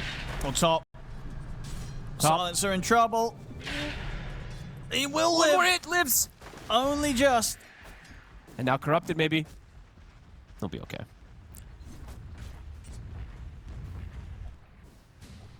Both offlaners will struggle in this game. The Silencer plus the Luna does do a fair bit of damage versus this Underlord. Bane, Seu, looks like he's just trying to maybe creep pull. Same thing for the auto bottom side there for PR.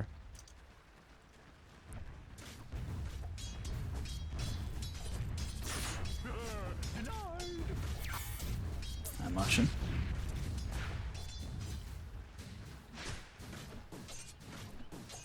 Mid lane.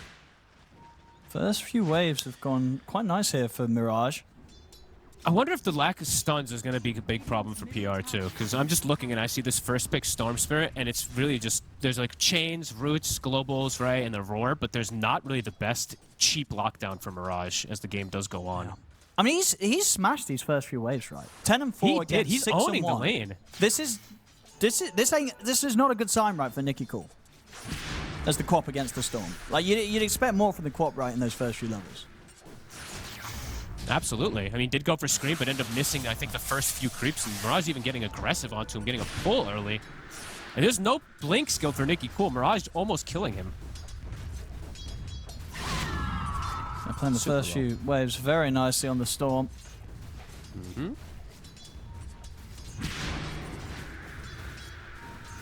And we'll get top lane. More and more difficult now that the dagger spam will add up. Yeah, but 14-6, it's already done, done almost well enough. You can just bring extra regen now to be able to deal with the spam. So unless Nikki gets the kill here, looks like Mirage has done a good enough job, at least in the lane here. Top lane, they did get the Lotus. Corrupted was able to grab it. Seeing the Luna do quite well in this matchup so far here, but Corrupted also getting something out of the lane. Has been killed.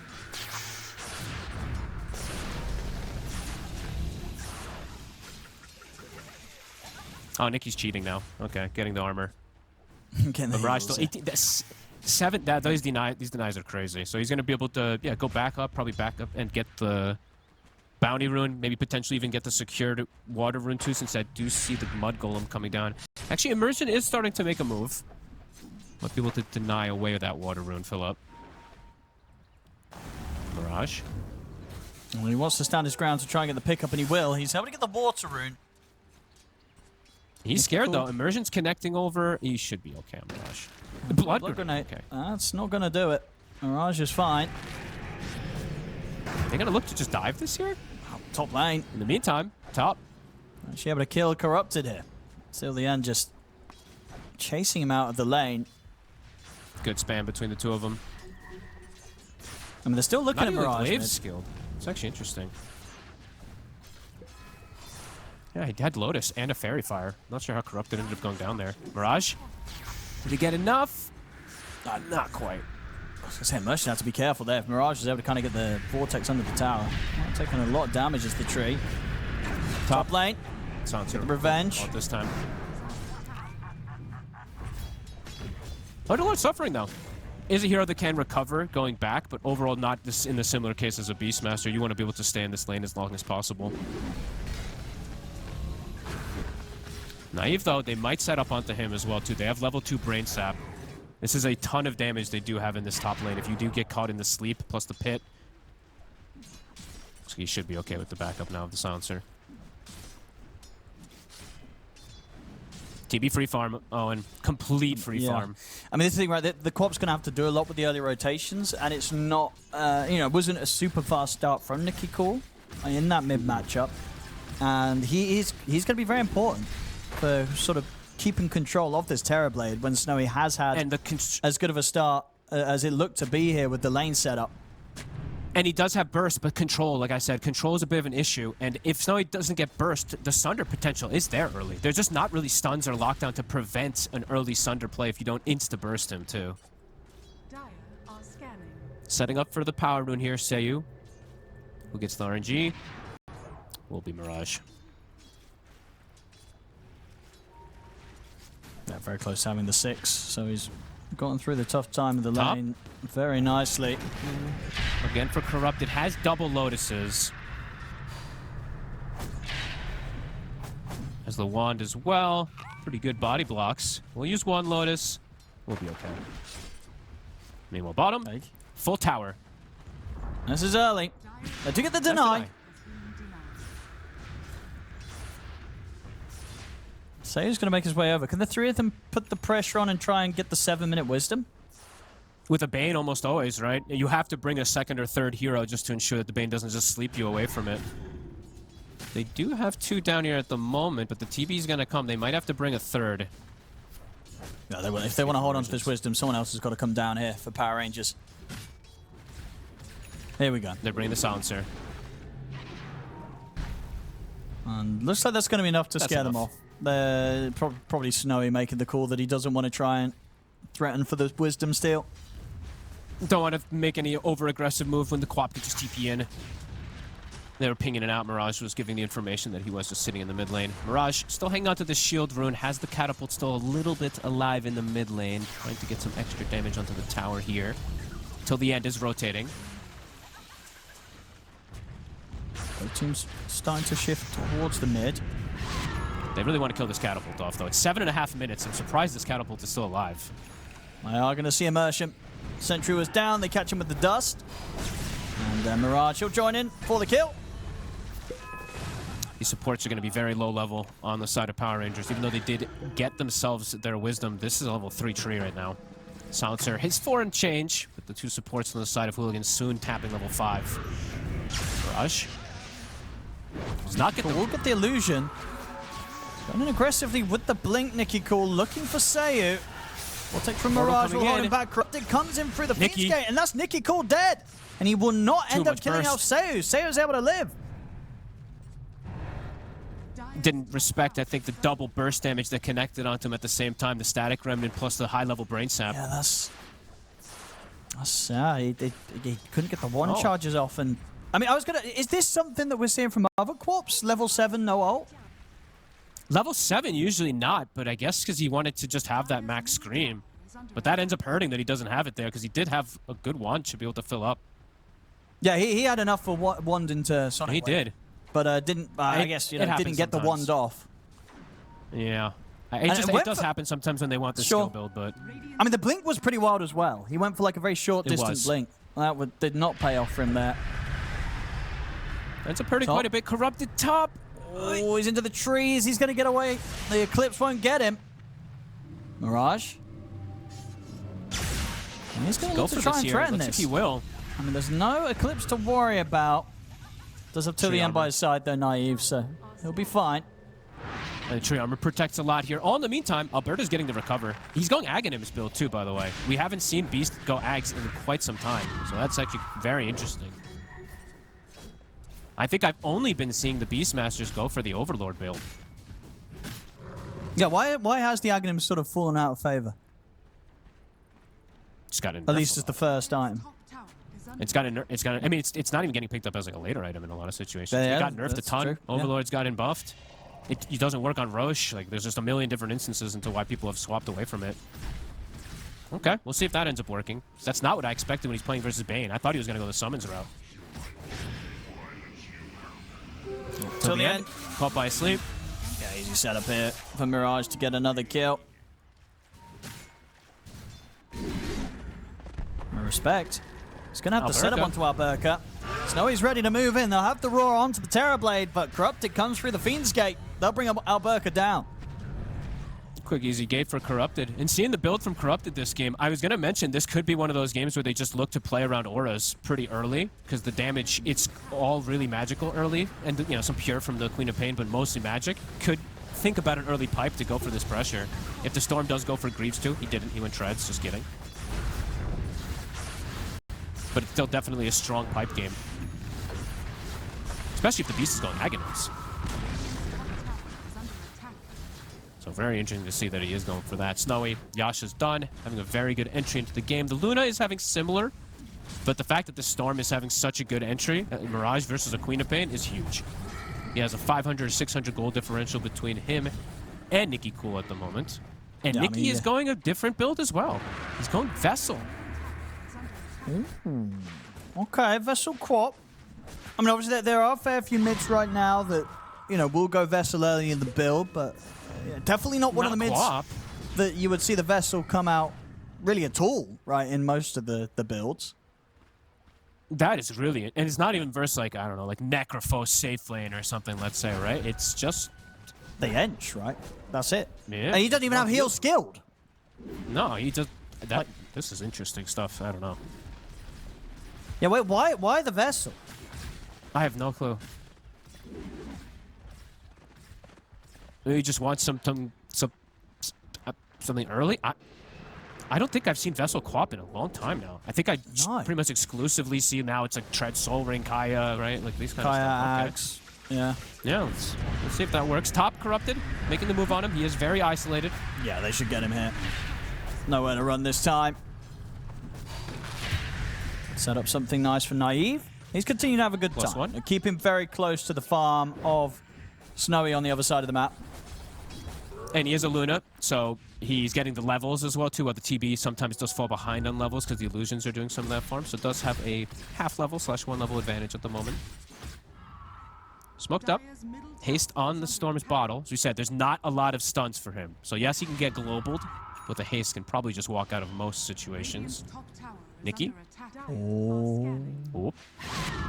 Not quite close enough to the stairs for them to go for him. They've got And they know global, that, so yeah, they know there's a global, hesitant. yeah. I mean, Well, if they see the silencer there, they'll go for him. Can't global if you're gripped. As he's gone, Nikki Cool did jump in for this. Blinked Nikki? in for this play, Nikki. He's got backup. The global will come in. He's going to try and turn towards Mirage. Sonic Wave's there. Nicky Cool. He'll do it. Gets the double. Trust in his team there. Buyback from the silencer to get the global for the team. Why not? Sure. It's worth, right? That's got to be worth. You know, I think you see your At quad this point, blinking it's so like that, cheap. you're like, I've got to buy back and press global. My quad wants to go. That was kind of hype. He ends up gaining gold out of it too. He gains what, 80? Sure. Why not at this point in the game? It's so cheap to be able to do so. If you're gonna win your co-op fight, get you into a better position. Very cool. Power Rangers responding accordingly. Naive, as you said, he's getting to farm. Went for the greed build again. Yes. Went for the Mask of Madness. Went for the Yasha. Starting to be able to hit these creeps pretty nicely here. Same Tier thing for 1's the going Beast. down, though. You know, we're 14 minutes Tier 1 is in, going down. and Hooligani have managed to take all 3 Tier 1 towers. Important versus tree as well. Never want to be leaving those T1s early. You can be able to access the Luna's jungle, prevent the tree from saving them, and healing them up is always important too.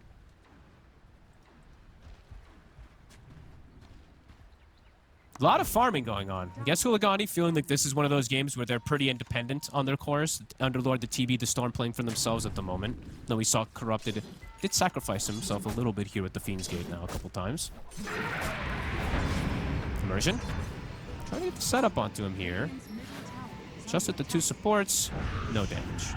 Just seeing what sort of reaction they can force. Nicky Call is around, and we'll have Sonic Wave back up in about 10 seconds or so on top of this amplified damage rune. I bet Alberca is super happy about how everything has gone this game, because he had a bit of a tough lane on this Beastmaster, and then there's been 0 attention on him, and now he's the top 3 net worth and has an Aghanims finish, level 12. One of the most farms heroes in the game, and he hasn't had to participate. That's on TP. Yeah, very nice TP there from Respect. And then Mirage is going to go the Kaya into the Lotus build, since he does need a Dispel. I will say, I felt like he could have gone for the Greaves this game. It did feel pretty damn good, but doesn't mean he's going to have to delay for this to be able to have that Dispel, at least versus the Global and potential Overgrowth. And the build for Power Rangers probably feeling pretty good. for Nicky Cool, it's going to be back to the basics, right? Surely after the Vessel. I assume so. Like, is there any other way you can build the Quap? Than In the past, the Kayas, the BKBs, the Ags. Like in the past, I used to see some people try these Witch Blades and all that, but they never really looked that good. So I would imagine it goes back to the normal. But we'll see. Nicky's got his own ideas here. He is tanky. That is what this gives you, right? 10 attributes, 1800 HP with the Strength talent. But so does Soul Ring. That's why I'm not, yeah. Definitely interesting. Getting to hit the creeps though, Nicky. Putting some pressure onto Respect. There's that Vessel coming into play. There's a lot of damage. You might just die. I mean, it's a lot. Ooh, they get a lovely deny though there, Mirage. Times it perfectly. Absurd amount of dot damage. They're going to use the ult onto Mirage. Overgrowth into Global, into Sonic Wave. It's not enough to kill him though. He is going to be able to get his way back to the fountain. Mirage will live. And they're able to fight back, take out the tree. Oh, Big Ol comes in the stun on a Snowy. I mean, the Roar and the Eclipse does it. So Snowy turns up, gets roared, gets eclipsed. Power Rangers, they might not kill the Storm, but they get something better. They get the Terror Blade. And Mirage is coming back to look for something here, but is not going to be able to find anything. Just gets roared. They found the real one immediately. Great positioning there from Alberca. Joins in right after having Aghanims. Gets the roar. Luna turns up, gets the cleanup. Power Rangers making some very nice plays here. Even though they didn't get that Storm Spirit, they got a better kill. Oh, that was very, very nice. Cost them every ultimate, but they do get what they came for. They can back up, reset, get the farm. Yeah, I think, you know, Huligani, they were maybe just a bit too eager to fight there after they saw what the Overgrowth and the Sonic Wave and the Global had been used. They were like, well, that's 3 ultimates gone. Surely the other 2 aren't going to kill us.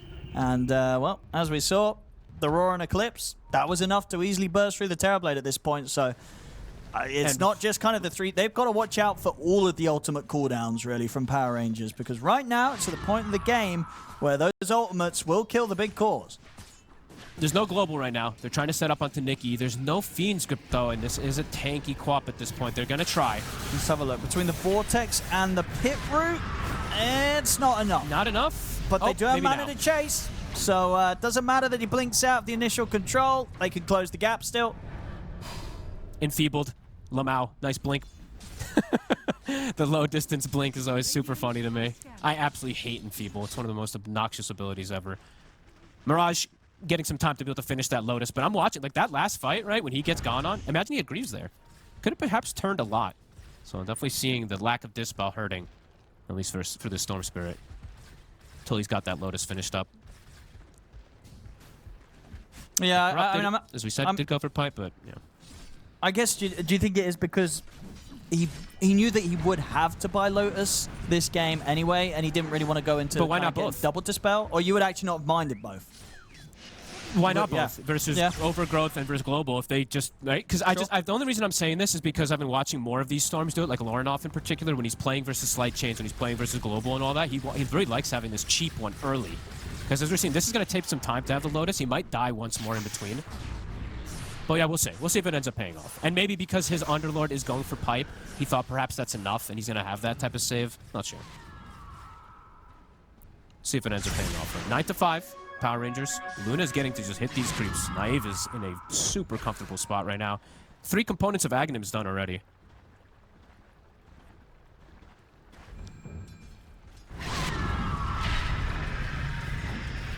On the way top. Lane.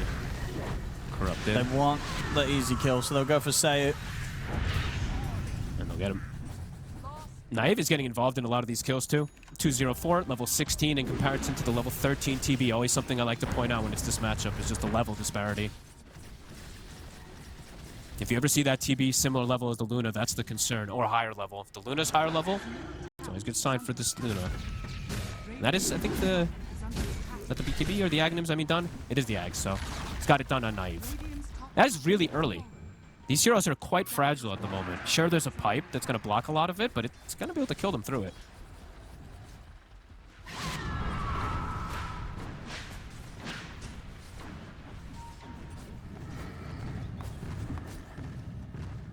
Alberca. Does he want to roar this? He does. Mirage is going to try and assist Respect. Doesn't have the damage, though. Respect. It's going down. Busting. Oh, did not need that Sonic Wave. Okay, well. No, he's dead. Oh, and at the same time, Mid lane. Grip. what's it? Term for immersion. They don't even have to. The thing is that they don't even have to use global for that, though, right? Like, oh, you grip the Treant. Now we can save global perhaps for the next play. And they did end up using Meta plus Grip, which are 2 pretty massive ultis. And Fiendscape, actually. They're 3 big ultis on the suit of HULIGANI. So could see Power Rangers just get a free Tormentor or even go for the Roast, perhaps, because of that. No, definitely get the tier 1 at least here with the push. Yeah, maybe tier 1 and then Tormentor. They're looking good. Their timing's looking nice. Leading the charge. Timings are going to hit pretty early, too, right? BKB's done for Alberca, too. The Butterfly, pretty decent timing is going to be coming out for Naive if it keeps up at this point.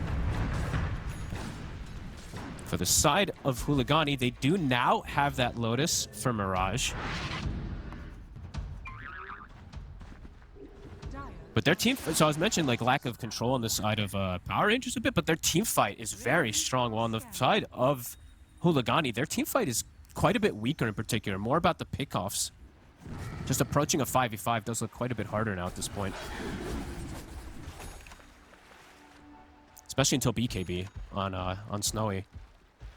Which doesn't feel great to have to go for BKB this game, into Overgrowth, Roar, Global, I mean, into everything, really.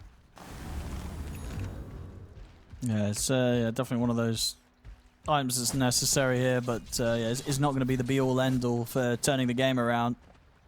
No, but he definitely needs it versus the Luna Axe Yeah. too, right? Because he could just get eclipsed and die.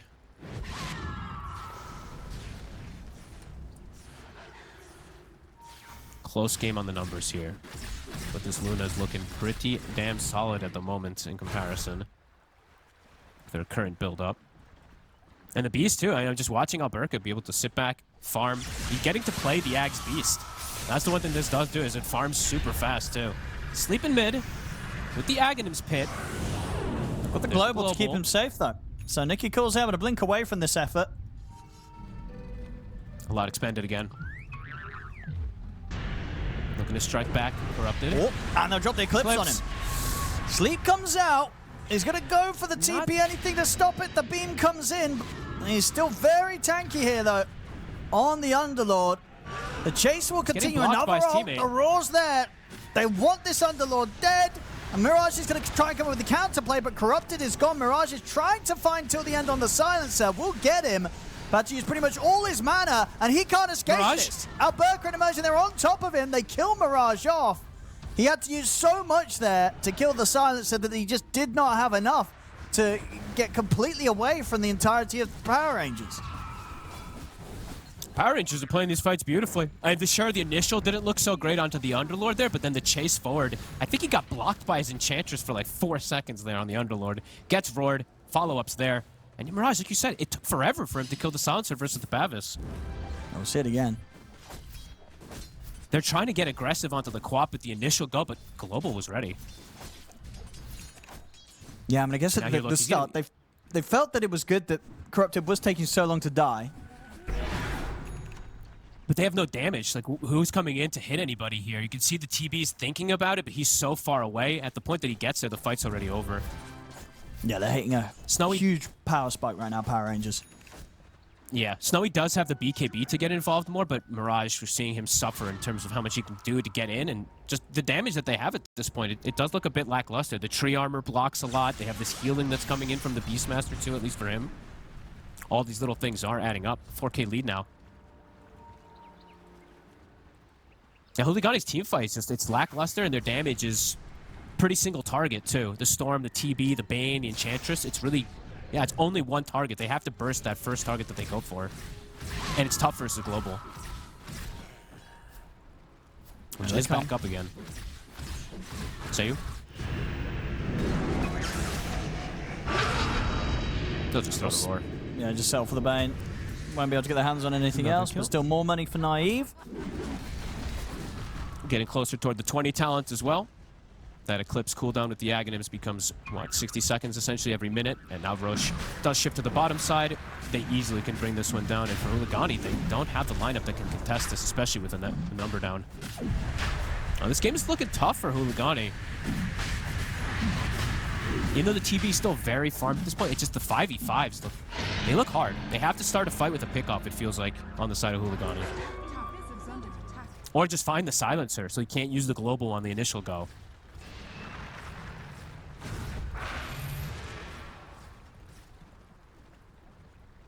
Oh, amplified damage rune for Power Rangers next play, if they see that.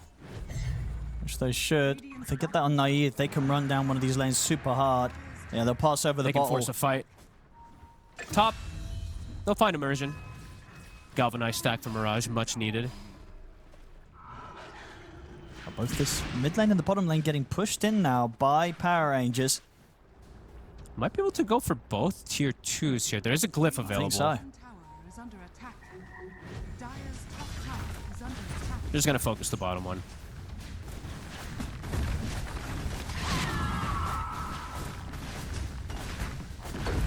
Smoke and look for a wrap. Do they want to try and set something up here around the tier 2? I mean, it seems risky. Push him off the tower for now. I mean, Nicky Cool's thinking about the wraparound. Thinking about it. By the way, Nicky went early BKB, which is pretty damn good versus this pit and lack of control. Corrupted. The Sonic Wave pushback. He's going to go for the TP out, but the roar's there from Alberca. They're on top of the Underlord, and they'll get him. There's nothing else to dispel here from him, so he's out for 50. That's the Power Rangers playing this really nice. They're just constricting map now. They're going to knock on high ground. They still have the DD. Yeah, they've got the timing. Wants to force it. At least force heroes back. It looks like that is going to be the case. He's still hanging on to the amp damage for the fight. And maybe try and get this mid, get this tier 2 here as well. They see Mirage top as well too. They have good information of where the Storm is if they want to try to go for some type of play on somebody here. DD does get popped. Looks like it'll just be a DD to farm to finish up that Butterfly, which is going to be a really fast timing. Might be at the same time as Snowy's, though. So Butterfly versus Butterfly. But one of them does have an Aghanim's to be able to contribute damage into that backline. It's a lot easier. Regen top. Nikki passes the bottle back over. This build is actually pretty cool. It's working. You know, the Vessel did some good damage in the early game, and then just going just a casual Kaya, and then BKB, super good. Because there's the only thing that's going to kill him is if he gets caught in a pit. Because they've got the coverage versus the global, or versus the Bane with the global. So definitely liking the build that he's gone for here. Snowy. Careful.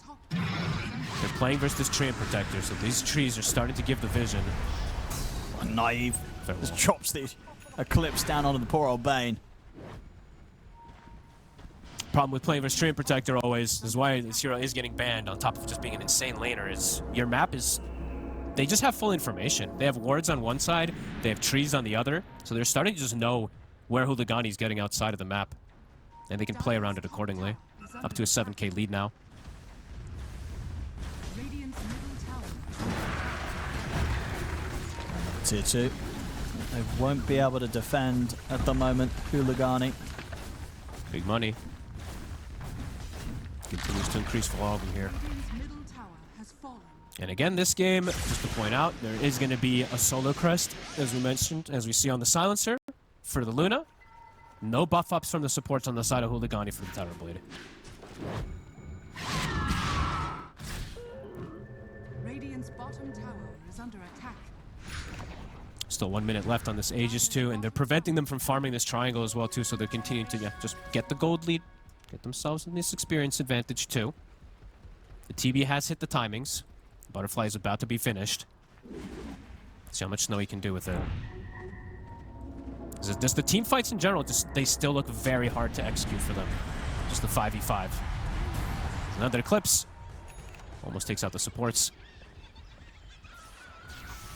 Every 60 seconds, you can just throw it out like this.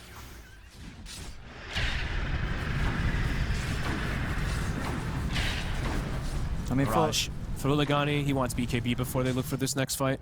Okay. And then do you think you go straight away with that timing, or do you... Yeah, because they're probably going to hit the same time that they lose the Aegis on Naive. I think so. I don't think you want to just let them sit back and go for this type of farming. If they can just sit back and keep getting the Roshans, it's problematic.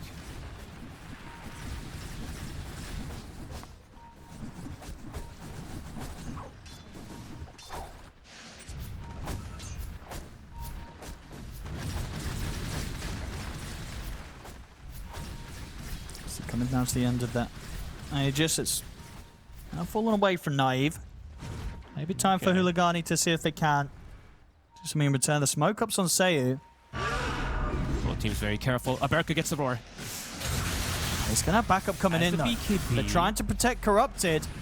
Fight comes out, but Alberca, he's hitting pretty hard. Sleep will keep Corrupted safe.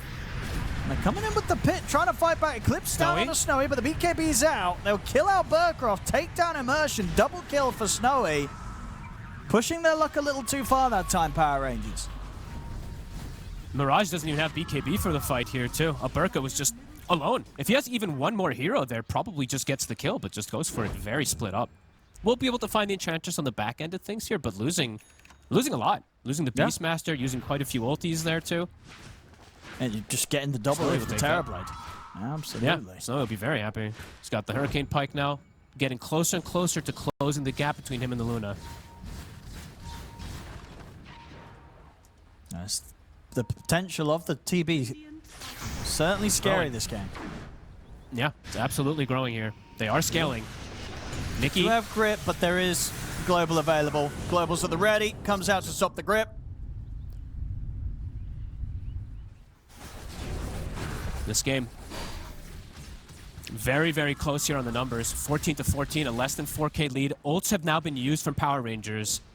Huligani's feeling strong with that. They have BKB finished up for Mirage. They're going to look for the fight themselves here. No overgrowth. Roar back up in about 5 seconds. Looking for a straight for Nikki. They know his BKB's on cooldown. They know that there's no global to keep him covered. As soon as he blinks in onto the mid, they kill him. He gets punished. Naive. Oh, and a good pit. Portal. He's going to catch the three of the Mirage. He's ready to go back in with his BKB. See Naive trying to stand his ground with the BKB and the Eclipse coming down onto Mirage, but Mirage is able to zip away with the final bit of mana. He'll survive.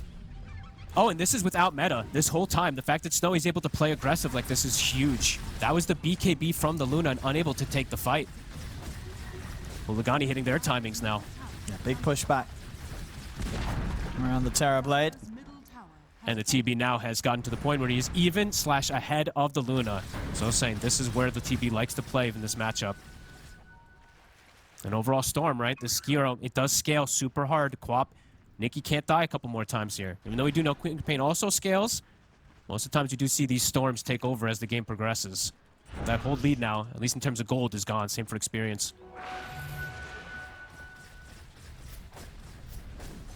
Watching some of these teams is always super fun when it's, you know, not the tier 1s and all that, because these small little mistakes, they compound pretty massively as well. You know, this bottom one in particular, going for the roar play.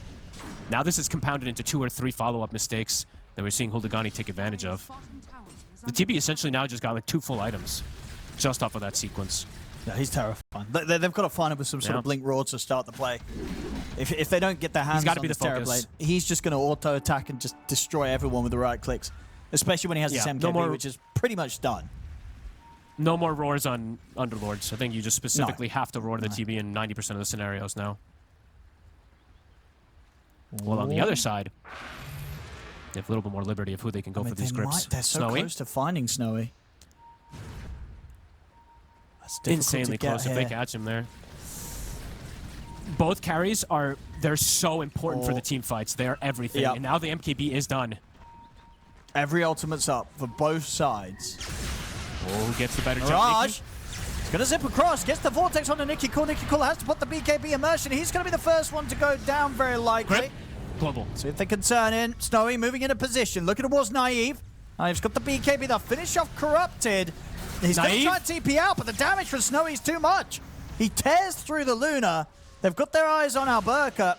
He's been dusted. Mirage, not a huge amount of mana to play with, and the dust does come to an end. So Alberca will continue to run, but yeah, Mirage has got a gem on him. So they can stay on top of him, kill him off. Snowy getting another solid cleanup as the Terrorblade. And in a game where he's only going to get stronger and stronger, and it's going to get difficult for Naive to keep up as a Luna in this hero matchup. Perfect timing for the fight. MKB literally just got picked up. So he just is able to full focus fire versus that Luna. Nikki, a pretty aggressive blink again, puts him into a dangerous spot. Right after this here, we do see it come out. Still gets gripped up. They pop the global afterwards too to cover it. It's a good fight. This TB is able to just walk into the fights and just pick and choose which target he wants to go for now at this point. Now he's the one going for the Roche. This is not where Power Rangers wants to be. The game is flipped. Yeah. I mean, do they have to keep taking the fights like this in this way? Because this was another time where they just kind of all-inning on the Underlord first here. I'm not sure why they're doing that. I don't know. I guess they're feeling like he's a big problem in terms of just how much control he is putting out in the fights and how much damage he's mitigating, but it's just allowing Snowy to free target, and he's not getting roared in any of the fights, so. Now he has MKB. Now he has an Aegis too. I think you have to roar this TB.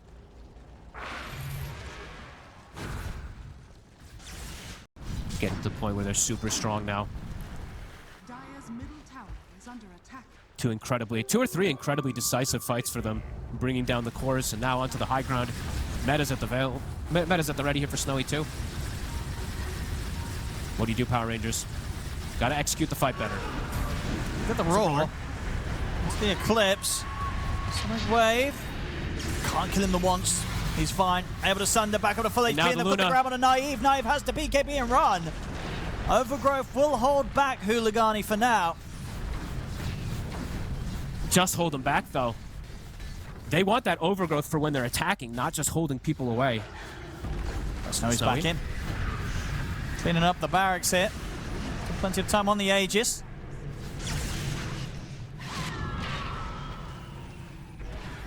Back up and reset. Meta was used. They got the range racks. They got the melee racks. Massive fight wins. These last 10 minutes, it's all the side of HULIGANI. Storm Spirit now, after having BKB done, Witchblade, Parasma about to be finished up. They've just gotten so much gold out of these last few moments. Full items being delivered for each hero. Snowy now can go for Disperser, so another Dispel versus the Overgrowth versus the Global. And can protect his buddies with it, too. Now game's looking quite difficult for the side of Power Rangers unless they can get some type of better execution in terms of how they start the fights, because these last 2 or 3 have been pretty disastrous for them. Yeah, they have to find a way to all in onto the Terrorblade, but Snowy's been good with his positioning. I mean, we saw this from the last game. Sure, at the end, he kind of got caught the 2 times, but outside of that, he kind of knows where to be. You know, on his Drow, was rarely getting caught, and again in this game as the Terrorblade, they've only got him the once.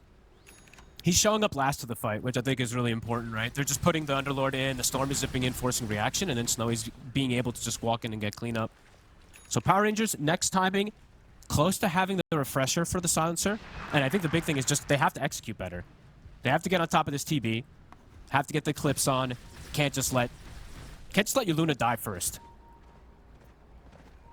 Naiv's gone pretty all in with the build now, too. Refresher been picked up here, so not really a stand toe-to-toe versus a TB kind of build. Top tower has fallen. Oh, God. They're going to want to hit the base. He has Satanic. My God. Dealing with this Terrorblade. Literally 2 full big items. Yeah, this is the point of the game that they dreamed to be getting to. Here, HULIGANI with their Terrorblade pick. Let's see if they can execute the team fights better on the side of Power Rangers in these next few ones. Almost refresher for the silencer. They have the refresher for the Luna. TB is sieging.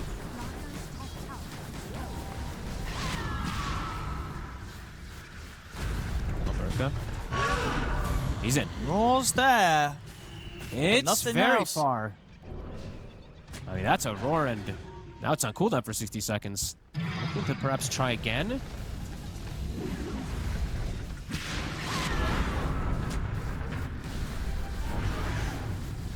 Very hard to stop this illusion push. Especially with no Track roar Scott. Mirage. Looking for Nikki Cool. Get away. Now Burka's trying to walk up, but of course, yeah, the Roar's still on cooldown for 20 seconds, so he hasn't really got much to do other than pop the BKB and run. They'll drop an Eclipse, but they're able to walk out of it, and not before they've finished off the racks. And Pipe, honestly, this Pipe is being incredibly effective because the Luna went for the double, the Aghanim's refresher build. So he can just block the majority of this damage now at this point also. Just walk in, finish off the racks, reset. Meta's going to be coming back up in, what, 30 seconds or so? They can go for it again. Power Rangers have to find a way to kind of flank, it seems like. They can't just let them get the illusion set up. They do have the refresher for the silencer. So they're going to have to somehow get this execution. Sure. Because for HULIGANI, as long as they don't let Snowy get caught on his own, they're going to be feeling pretty indestructible around the Terrorblade. But if he does get caught on his own, everything falls apart. So it is all about the carry still at this point. But they have been doing a good job of protecting him. And it is hard for them to all in him. With the Satanic, if they don't get the full control, he will be able to just turn and either sunder or just heal up full. And he does have a lot of protection, as we're seeing. The Lotuses, this time around, not like last time, Hooligans, they didn't really buy him that game. This game, they're like, okay, guys. They're buying these Lotuses, being sure to have the protection versus the TV, for the TV and for the Storm. I'm just very shocked that they didn't buy any Lotuses last game.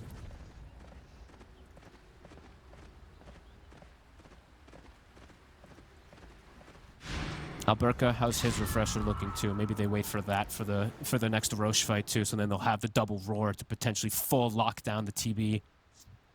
Yeah, it should have the 25 as well by that time. Because that's like they can still execute it, right? Because the gold is very even. The carries are still super strong. It's just all if they can actually get the lockdown. Because if they don't, yeah, Snowy's just gonna kill absolutely everybody. And also, it's now it's starting to not just be about Snowy too, right? Mirage, even though his net worth isn't the highest in particular, he's 25. So now these bounces are gonna come into play too. And Hooligans, they're gonna look for the smoke. And if they get a good hit here, they might just have the position to just close this game down. Yep, if they get a good catch. They will destroy the base. Was TPing and canceled because he got scared. So he's going to have to do the long... Okay. Oh, wait. I think he was TPing and his illusion rune auto-popped. Oh, that might have... I think you're absolutely right. As he just sent illusions out around there. There's illusions in the top side. He just left them there. Yeah, 100%. You're 100%. I'm telling you, man. Yeah, he was it did. TPing and the illusions popped because of the bottle thing. That happens. That's actually hilarious. That happens. Does. Smoking up. So, do they have the refresher on the Beast yet? They don't, but he is 25. No 25 on Luna yet. See if they can get this execution. Let's see if they can pop the TB. There's a lot of saves now, though, as we said. Double lotuses. They have so Bane hard. sleep. It is not easy to execute by any means this time. Yeah, 100 to 0 in this Terrorblade seems like a pretty impossible task. They're gonna try. They get him They're with the going for roar. Here's the Eclipse. It's bursted him low. They'll get him. They get him. They did it. They burst through him. See if they can get out. The Global Silence comes into play. Corrupted. He'll put the BKB. Look to try and run down till the end. He's going to opt to just BKB TP out. Doesn't want to be a part of this. But they do it. They got him. They are able to get in. I mean, that was all Alberca. They're finding the chance to get the wraparound. Blinking in. Getting the roar off. Setting up for the double Eclipses to come in and defeat the Terrorblade. Oh, and how did he...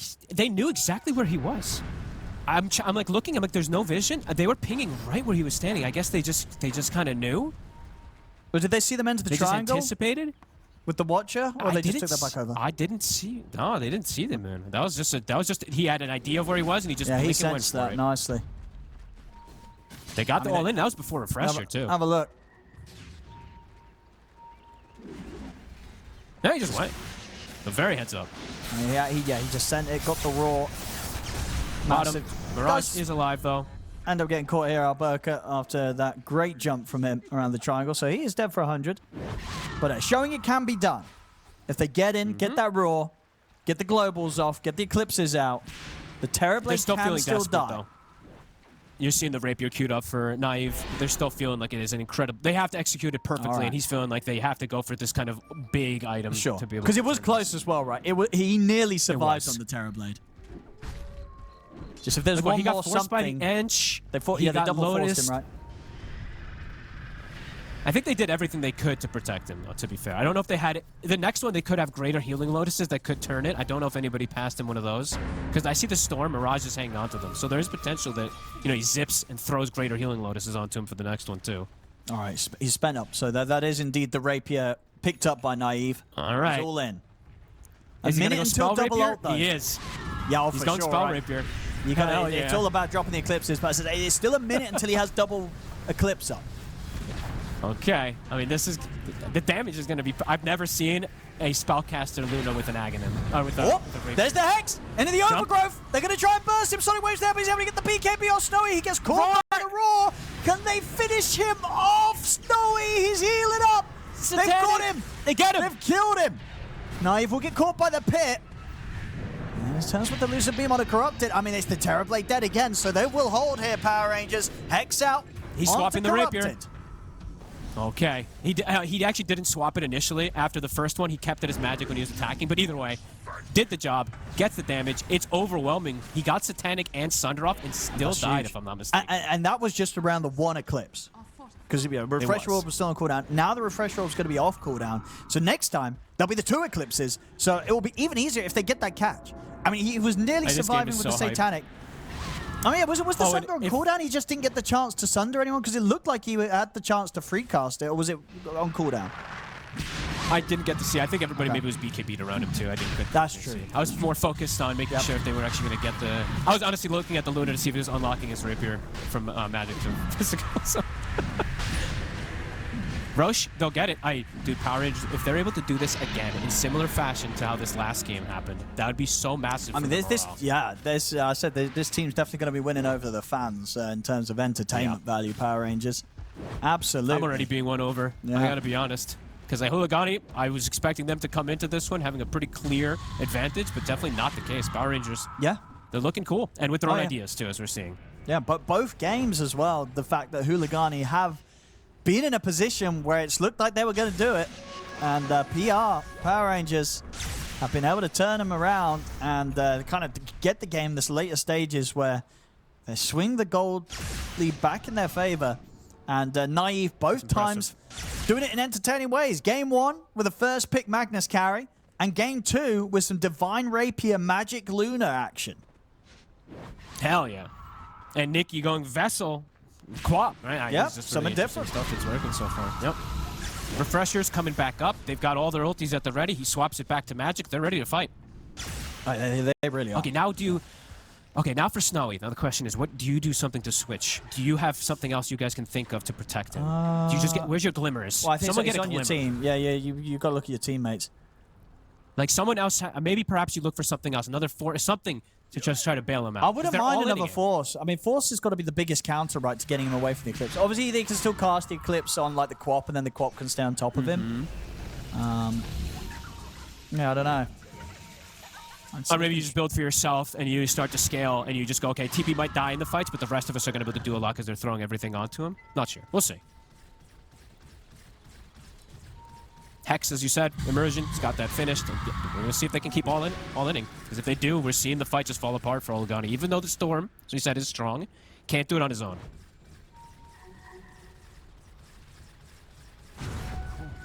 And I like this, by the way, just also because you did mention it, right? The Hex for Immersion was used that last fight. I like that he did this over the Aghanims, because he did have the Ags queued for some time.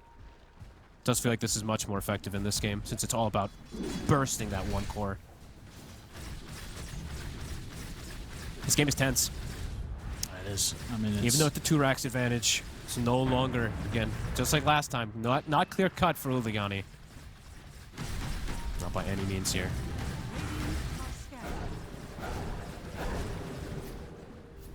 Tree giving vision, getting good information of where the side of HULIGANI is. They all go top, follow around their Beastmaster, who now are seeing Alberca queuing up the next item. Gonna be going for that Nullifier, so then those Force Staves, not gonna be as useful. Here we go. Smoke time from Power Rangers. Let's see how long on the Aegis. They still have 2 minutes, Nikki. I mean, they've just got to keep this Terrorblade so safe. Don't let Snowy get roared. If he gets roared, it's game over. Oh, Roar's going to be used on the Ench instead. Now drop down the Lucid Beams. Second Global will come in and save him from the Fiend's grip. Another round of the Eclipses dropped down to kill off the Bane. Mirage is going to look to fight back. Those both Globals and both Eclipses used. Mirage gets the pullback onto Nicky Cool. He'll try and blink out, but they've got him. The support's both dead on Power Rangers, and now HULIGANI can set up to try for Nicky Cool. He had the BKB ready for round 2. Up to the high ground and TP's out. He'll get away, but they live through that time.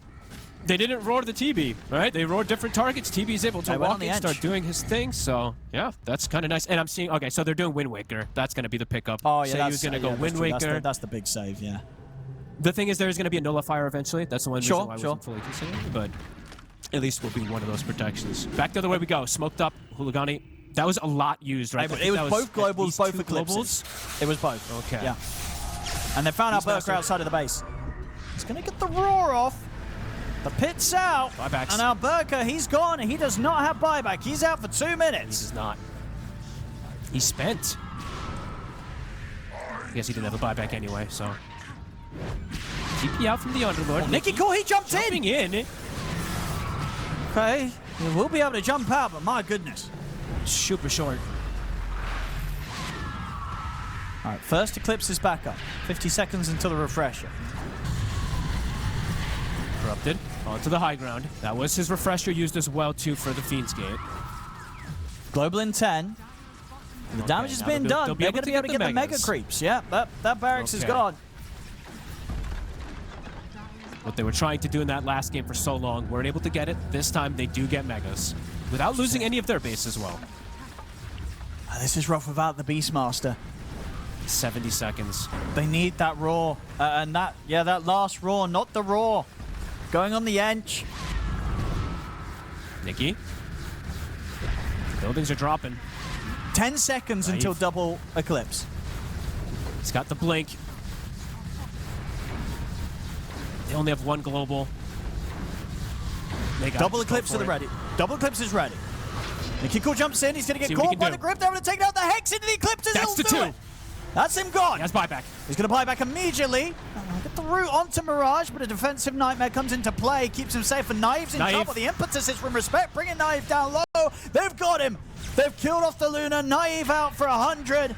They should be able to close this up now. HULIGANI onto the Ancient. As there's no more hold here left for Power Rangers, we are going to a Game 3. Probably pretty appropriate with how the teams are playing. Seem to be pretty evenly matched, although... Game 3 now.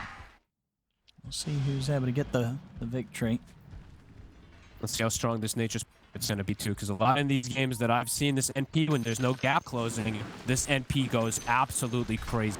And not really gapping going. I've seen these NPs just be able to sit in the back pretty hard. I do like the MP pick. And it's a solid close for the draft. Immersion though. Sneaking. Some good info to set things up. Might be able to... It's kind of hard with the heroes they have actually to go for the first, but unless say he's completely out of position. May go for the NP. Immersion breaks. Yeah, they can't go for the first, but they just don't have a great way of getting a catch on someone around this level 1. Just awkward disables for them. Yeah. Similar to last time. Just kind of like lacking stuns, lacking catch. My biggest concern really for Power Rangers is just if they don't get off to a hot start, they have no catch of finding these heroes that are split around the map all over the place too. So let's see how these lanes do end up going. And let's see how Nikki Cool does on the Lash, a hero that is probably one of the least played mids. So. Is this a tougher matchup for the Storm, or would you say the Quat matchup should have actually been the tougher one out of these two versus the Lesh and the Storm? They both can put pressure on a Storm. It's just in the past it's been the Quap that can put more pressure because of the way the dagger functions. So I feel like Mirage, I think he's going to be okay again. He did so good in that last matchup, and things have changed. Bottom. They're going to go for the first blood here. They catch him by surprise, and they'll set up for Alberca to start with the first blood. Nicely done. I like when I see teams do that. I feel like we don't see them do it enough, really. I feel like getting these first bloods in lane, it doesn't cost too much, just TP or take the gate afterwards, so. I do like when we see teams be able to set up for that here. And then with the lane setup, Nikki's doing better than last time. That's true. So far on the first wave. The top lane, how much of a risk is Naive going to be at in this laning stage? Like, he's obviously having the backup of a silencer support. Can they punish the Necrophos, or is he pretty happy against the two heroes? Pretty happy against the two. It's just have to be worried about the TP, right? The 3 or 4 man rotation, because the Nature's Prophet, that's the way that we do see this played, is you just TP to the safe lane pretty early in the game and look to punish. So that's the one thing Naive has to be careful of. Besides that, it should be a pretty safe lane for him. But yeah, the numbers can absolutely collapse onto him, and a lot of these Necros, Owen, they're skipping the damn Ghost Shroud in lane again, and I hate it. I've seen 4-0-2, and I will never understand why. It's definitely going to be a necessity to have a point early against the Nature Prophet TPs. Stop him from getting the right decision. At least hold the point. If you Ghost Shroud, they're never going to kill you with that sort of play, it feels like. No. At least not in the laning stage. At least just hold the point sometimes at like level 4. I see a lot of people just default take the Heartstop Aurora when it's like, it's 0.5 health decay. It's really not that much. The other one's a 55 amplification health restoration that blocks you from being...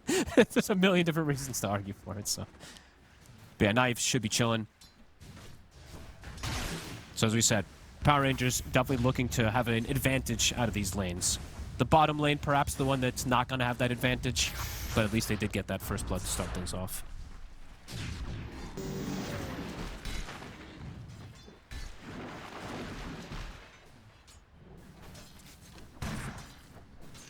Respect. Just trying to get some XP from this pool that Alberg has been able to make. He's just sapping. I'm just watching the mid lane because I'm just watching Mirage. He's not getting bullied at all. He's perfectly fine. Not even just getting bullied. He's playing pretty confidently forward, actually hitting Nikki back. Has the bot already finished up. So yeah, looks like it should just be fine. Definitely trying to do his best to make a case for them potentially being a team Snowy, that bottom. you've got to consider banning the first phase on the Storm. And they get on top of Snowy. Big damage. He's got no help down here. He's going to go down. Not enough.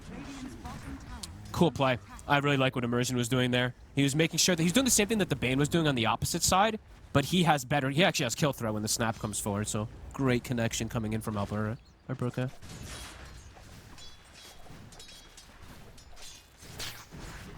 Not something that usually would happen. And the NP usually pretty safe in this lane playing versus the Snapfire. So the fact that they do get this kill at the first 2 levels is pretty important for the side of PR.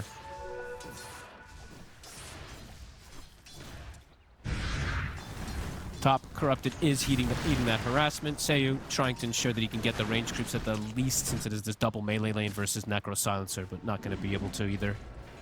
So yeah, lanes for PR looking solid. As we said, Mirage is doing good. That lane's looking good, and that kill now puts Uberk in a good spot to get aggressive down here again.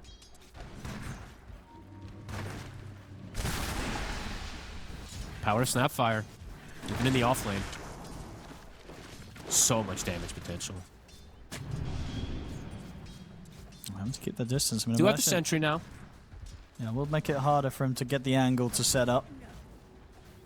But this is messing with Snowy. I think I've seen him miss like 3-4 last hits, just not being able to walk up properly, get the approach to hit the range creeps. Immersion still every gets the time angle. they go on him. Cookie's in. A lot of damage. Should live, but indeed still kept pretty low by the combo of the 2 of these.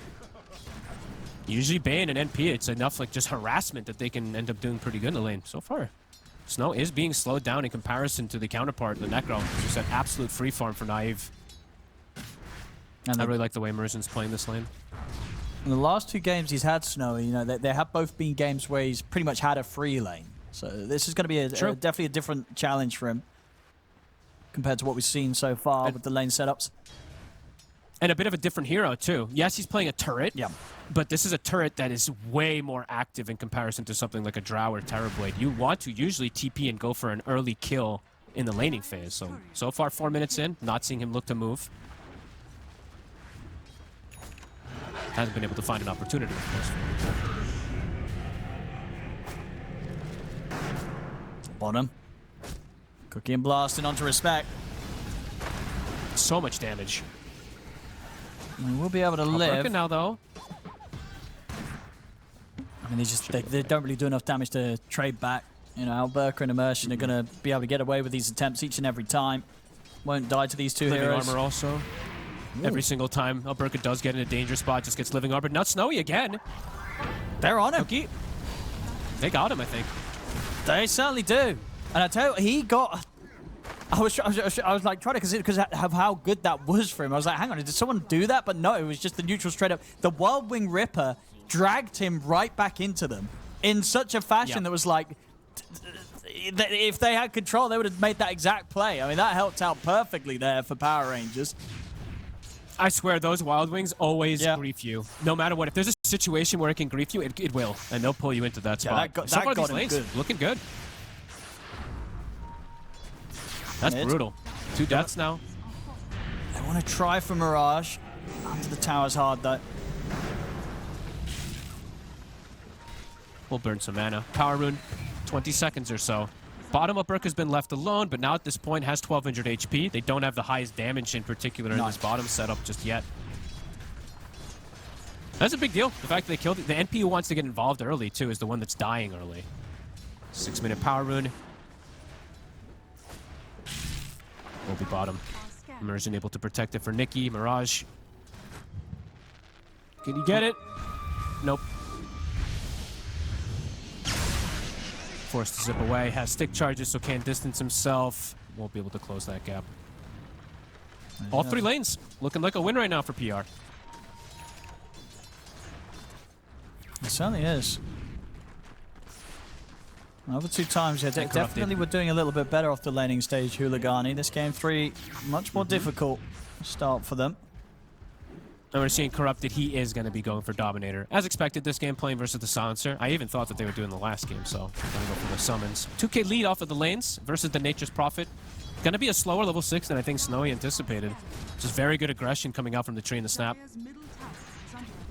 1-for-1 Wisdom exchange. And I do like that. So my concern for the Lesh in particular, right, because this hero's not picked that much, can always run into the vulnerability of just getting burst most times. But he does have some pseudo saves, I will say, right? He has the living armor. He's got Cookie.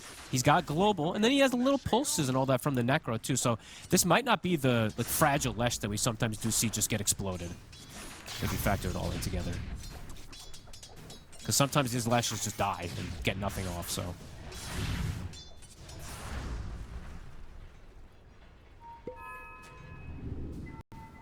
And what talking about the Lesh, isn't this game actually like an insane game to do some like Aghanims Lesh, considering his other cores?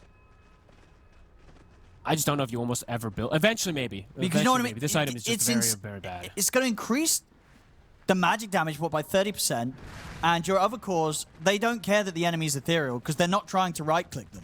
It's all magic. Sure, but I just don't know when you buy this item, right? Like maybe it's like one of like the 4th items or something. Could be a decent pickup in this game. Problem is, it just nullifier hard counters too. So there's just like a lot of these different things that make it just a weird item in general to go for. Nikki, max edict. So setting tempo, as we said, they're looking to snowball on the side of PR. With this edict, they can start taking these towers. Dire's middle tower is under attack. Bottom tower. Radiant's bottom tower is under attack. Should just be able to go for this push here. On the flip side, we are seeing Mirage and Seiyu trying to apply pressure onto the mid tower, but they do not push nearly as fast. Top. They have Raw. They're going to try and burst this. It's not close enough. Back up to pretty much full HP, and that's a Raw down the drain. I was checking to see if Snowy was 6, because I was like, okay, with the Wrath of Nature, perhaps. But he wasn't 6 yet, so they kind of jumped the gun on it. I think if they had the Wrath, they kill him. Or at least have a better chance of killing him. Is under attack. So jumping the gun there, Naive. He should be able to finish the Relic at a pretty good timing here. Yeah, he's getting super fast farm on the safe lane Necro. Yep. It's going to be a problem. Well, all 3 cores looking hot. Storm is farming, though, as we do see. Mirage not falling super far behind by any means. It's just the fact that this Beast and this NP, the NP in particular, being slowed down is the big one. Losing his tower this early. Straight in on top of the Clockwork Mirage. He's got to be careful. I say that. He goes back in with the Nature's Wrath. Never mind. He'll try and stand his ground against the 2 of them. TP comes in from Snowy. I mean, there's the Nature's Wrath plays. He's going to look for the TP out, but the cookie is there. Alberca able to stop the TP. Steps back now, can set up the kisses. Respect stepping up, trying to put a stop to it, but he can't close in for a Nightmare, so Snowy still dies. So they will, you know, they get a nice play there around the Nature's Wrath, but it does still result in Snowy dying. And they're protecting the Rune, too, for when the Lesh respawns. Should be able to get himself that DD. And we're seeing standard build for the Lesh is being queued up. Going to go for the Blink Dagger. I don't know how much you can deviate. That's why I was thinking what he's going to do this game. I think he just goes standard. Yeah. Yeah, maybe eventually, like I said, but... Okay, I say that and he switches. Wants some HP. All right, well, just getting the Atos. Yeah. Yeah, looks like it, so, okay. I mean, extra catch does feel pretty good against the Storm, right? They have no catch, too. Yeah. So perhaps his team is saying, dude, we need someone that's the first go. Someone needs to be the first catch, and then we have follow-up. So I can understand what this is, too. Mid? Blink. Alberca. I mean, he was not ready for that. Yeah, getting caught by surprise there. I wasn't by the ready. Blink pick up on the snap. Alberca ready to make the move. Backed up by the Global. They'll kill off both of them around the mid. Nice moves there from Alberca, catching Mirage by surprise. He's looking way more comfortable on this snap this game than the one that he played before. Going for the Blink Rush this game rather than the Kaya. Playing super active, having a solid lane as well, too. They are setting the tempo, like we said, we want to see them. 7-2, tower, bottom was taken out, mid tower, half HP as well now, too. And Snowy, 3 deaths for him already in this game. That's rare. Both of the last 2 performances, right, he was kind of untouched through the early to mid stages. On his Drown, his Terrorblade, he was not getting caught. This time round, it's a different story. Dude, am I crazy? Click on Naive. He is farming for the last 5 minutes, or sorry, not farming, for the last 3 minutes with his Relic in his backpack. He has a Fairy Fire in. I mean, that's actually, it's a big brain reason. It's 55 damage, Owen. Don't even try. It's a big brain reason. And I'll tell you why it is. Because he cuts trees and gets mana from them? Shut up. No, actually, I have no reason. There's no reason. There's absolutely no reason. I don't know Mid lane. He feels that he's too powerful. You know, he has to put a cap on his power level. Doesn't want to be too harsh on the enemy. So he's like, well, I'll just farm the... It's what it is. He wants the Quelling for the Sprout, and he wants the Fairy Fire for when he uses Ghost Shot. I mean, you're right. Get that Bracer out of it, though. Whatever, he's gonna have the Radiance in a second anyway. It's coming. But maybe he keeps the Radiance out in the the Lotus. backpack. Or like, at least he moves the Radiance in. That would have been a bit... You know, if he left the Radiance in the backpack, we would have had problems. Moves the Lotus and not the Fairy. Whatever, man. Let's not nitpick on Naive right now. Yeah, still an incredible Radiance timing from him. And one that's not going to be fun for Huligani to deal with. Scythe kill comes in, Naive. Gets invite. Nicely done. And I love the way Alberk is playing. On top, look at this, I Snowy. like when I see the blink first. Nicky Cool's got him. Nice plays. Power Rangers just needs their own type of drafts. That's what it seems like, right? Their own type of plays. It's like the LGD. You know, they just need to play their own style, and that's when they look the best. This game, this opening into it's looking pretty nice here. Kaio soon finished up for Nicky Cool. Shutting down Snowy so much. That's 4 deaths. Sorry, Naive. My bad to put you on blast there, but he still has the Fairy Fire in over the hill. It gives him 2 damage, that's why. And it's +2 damage. That one I can respect. I can respect. Get the Fairy Fire, you know. But that's the thing, right? He cares about the +2 damage, didn't care about the +55 damage, Fox. Thank you. You know, it's all good. He's here now. The Radiance is in. It's all good. He's got it. Yeah. It's the he's only just pulsing the creeps anyway, right? So whatever. Early game looking solid. Only a 1K, 1 or 2K gold lead, but pretty decent with the heroes that they have, especially now that they have this first set of core items where they can look to really start to pressure. So let's see how much they do want to pressure, because I would say I do want to see them take these tier 1s pretty early here with this edict from the Lash. I don't want to see them fall behind on towers when they're playing versus NP Beastmaster. Because as the game progresses, they will probably fall behind in the towers if they don't get that advantage. As the split up from Huligani, it is very strong. That's cool from Immersion. A little bit different. Some phase boots to get in between these trees. Quickened Kobold Cup as well. Why not? Oh. Alberca. Another catch. It's going to be another kill here for the 2 of them. Nice aggressive moves. Yeah, 4-0-4 on the snap. Absolutely taking over this early game. He just needed a warm-up on it. Because the first game, I want to say, he built a little bit sloppy on it. This one, it looks much better. Even though they ended up winning that one. I mean, that game as well, I felt like that was the one where they were sort of thrown into a pretty rough lane, right? True. It was a drow and die. Yeah. Top lane, Summon's coming in to finish off the tower. Looks like Corrupted should be able to finish that one here. Does get it. How close is he to the Overlord timing? 800 away. So for the side of Huligani, perhaps waiting for that before they look to group up more. But overall, their draft isn't really about grouping up, right? They're farmers. And Respect was able to steal the Wisdoms, so they get both of the 14-minute Wisdoms. He was. Yeah. Yeah. So, I mean, Power Rangers, I do want to see them accelerate on. I don't want to see them hitting creeps with this lineup. Not too much, at least. Bottom. Too close to the tier 1. Can't go for the setup here, Respect. But heroes, when they're split up on the side of PR, have to be careful, because that's where Huligani is strong. They have a lot of global pick-off with the Hookshot, the Bane, Storm. Honestly, all their heroes are good at picking off. Power Rangers very good at team fighting as a unit, but not the best when they're caught individually. Top. Respect will get the sleep. Should be dead, Trent. Do they even use an ulti? Probably not. Can save that roar. Save that Fiend's good for a bigger priority target. Global comes out. They've got the catch on Mirage. By the way, again, did go for the Treads build. So does have the catch with the Global. Gonna have to wait until he has that Lotus Orb for the Dispel. It's interesting when we see the different approaches from certain players. Yeah, I mean, you're absolutely right. A lot of other Storms that we've been seeing with 100% have gone for Greaves builds in these situations. Yeah. Sorry, I think I misspoke there. My bad. But yeah, no Greaves for him in this game, which means every time Global gets popped, he can get killed. But now Global is on cooldown. They have every other ulti at the ready, though, so not the easiest, I would say, for Huligani to set up for the defense. They're probably just going to go for the split push. But that's, like I said, that's kind of what their lineup is designed to do. So Power Rangers, see how much tempo they can set. Because it's just a 1K lead. I think they want quite a bit more.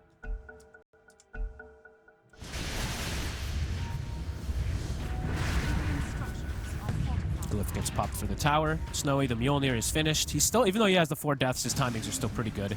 Just not as crazy catapulted forward as I've seen some of these Nature's Prophet have, where they're like 3K ahead of their counterpart. The tower, Knife gets lasted. See where they go next. Alberca is hunting. This is a nice move. Might just find Snowy. Oh, here. he's so Snowy. low. He's just microing. dead. He was microing his treants. He was. To be fair, though, even if he was looking at his hero, I think his hero was kind of dead, right? He was also dead. Yeah. I mean, Alberca's owning this game. This grandma. Truly delivering. Super fast down timings.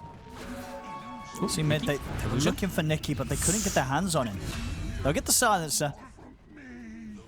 And it's a super strong timing at the moment for the side of Huligani. Around this Overlord, there's not really the best Nicky. heroes on the side of Power Rangers to deal with it. He's Nicky? trying to fight back. He's got kisses coming in as well to help him out. And that will allow him to take down Sayu. Nicky will survive the effort there from Huligani, but there's going to be a dead, naive Necrophos in the mid.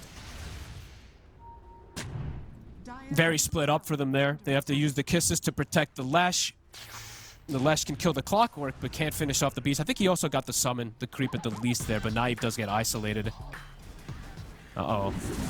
Concerns for Power Rangers. This is not a draft that I want to see them fall behind at all in terms of gold. I want to see them like 3K ahead at this point, if not more. This Overlord is very difficult for most of these heroes to deal with, and they're very magic damage oriented. I'm wondering if Corrupted does go for a pipe this game. I feel like this is like, it's very rare that we see offlaners build pipe, but oh, and this looks like one of the best pipe games I've ever seen. Is the support building at least? Okay, good. Okay, Clockwork's got it queued up. Yeah, I feel like when they get this pipe, I don't know what Power Rangers does. And honestly, the fact that Snowy is like still the same farm as Naive, even though he's died 5 times on the Nature's Prophet, that's pretty impressive, right? I feel like, you know, other Nature's Prophet carries, you'll see them with a 1-5-3 scoreline. They're not going to be top 2 net worth. Like, Snowy is keeping up despite the deaths. So fast. Yeah.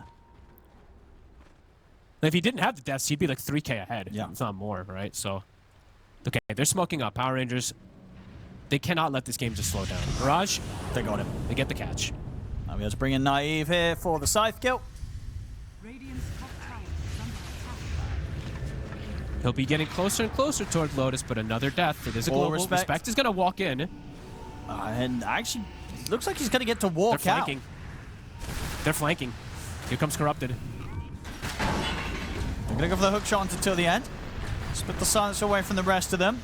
They turn towards Corrupted. Kiss is coming. He just gets destroyed. Does not get a chance to get his roar off. And now they could chase on for more. Running down the Clockwork. Sayo will fall. Snowy dips. They might lose another here too. Respect getting chased out. That's the jump Nice forward. cookie. Alberca closes the angle. Alberca's carrying for the team. I gotta be real on. This Snapfire is doing everything for them. 8-0 and 5 right now. Every time he's not involved, it feels like things crumble around. Now up to a 3K lead, back into a good spot. That was a forced move too, Huligani, trying to make an aggressive play, and it's them who ends up just getting wiped for their own aggression. Yeah, I mean, he's trying to get Perhaps the not wrap around, expecting everybody. but he couldn't get the roar off. No. And I guess maybe, I just think maybe they didn't expect everybody to be there, because he literally just got everything. Oh, Mirage! He zipped him Mirage. for the rune, but dies! Alberca's ready. Godlike for the Snapfire. That was a very risky zip. That's 4 deaths now for him. He's at 0 galvanize on him. I feel like Greaves would have saved him like 3 times. Whatever, man. I don't want to keep nitpicking like this, but whatever. I mean, I think it's one of those tower. things that I wouldn't be surprised if you check his game. Obviously, he plays a lot of Storm. I bet he's just someone that never kind of shifted into the trying out the Greaves, or maybe he tried it once, he just didn't like it. You know, it's just a preference thing. Maybe. You know, because I imagine there's Now still a Power lot Rangers of mid-Storm players that just will not buy Greaves because they don't like they just don't vibe with it. Back to business now. Power Rangers now in a spot that I'm happy with. Up to that 4K lead. Looking for Tormentor as well. Starting to set tempo. Taking tier 2 very early now with that bottom rotation too. And might even be able to find Snowy. They're just looking to farm. He's out. Oh my god. Dyer's That was so close. Split second. Even Tumblr's toyed. Immersion did everything he could to close the gap. Go back up. Go back for that Tormentor. So, I mean, Huligani's just looking to hit the creeps, take very specific fights, while Power Rangers still probably looking to take most of the battles here. Haven't fully committed yet for this Tormentor. Nice Naive. Didn't want to come down with his team. Does have port, I guess, in 12 seconds. This is one of those when the supports go, hey man, let's go Tormentor, and you're like, I'm gonna go over here and clear this camp and clear this camp and There we go. They'll join back up. damn core players. Just wanting 2 extra camps, but he will be able to get them. He'll get the Torm. A lot of sustain in the draft. Around the Necro, around this cookie, around the extra heals. And Immersion gets the shard. Really nice one. Just something that they don't really have on Huligani's side, right? The only save is the Nightmare. And outside of that, I guess, yeah, as you mentioned, it's the pipe timing that's the most crucial one. But before that, very hard to really endure a team fight if one of them gets jumped. Power Rangers are doing really nice here of swinging, looking for a next fight. Other timings come out. Gonna look for Suyui. Hook shot out. He's safe. Well, he's gonna be fine. Regen Moon gets denied. Heart now for Naive. They can probably go wherever they please. Starting to get a bit too tanky for Huligani to deal with at the moment. But Huligani game, I feel like this game is going to continue being a lot of the same, where it's Huligani on these side lanes. Power Rangers has to deal with these side lanes and eventually get this push going. And Snowy keeping up. You know, the KDA ain't great, but the farm is good here on the Nature's Prophet. And eventually, right, they'll have what's probably a triple BKB timing on their draft. Not soon, but eventually, because the Storm now does have Kaya, or the Lotus will be able to go back for Kaya Sanj and then for that BKB too. So a way to always counteract heavy teamfight lineups is multiple BKBs. Continue. Get the catch on bottom. Does have TP follow up, and they always do have global to cover. Gem being picked up now also for the silencer, so Power Rangers are looking to collapse this lead.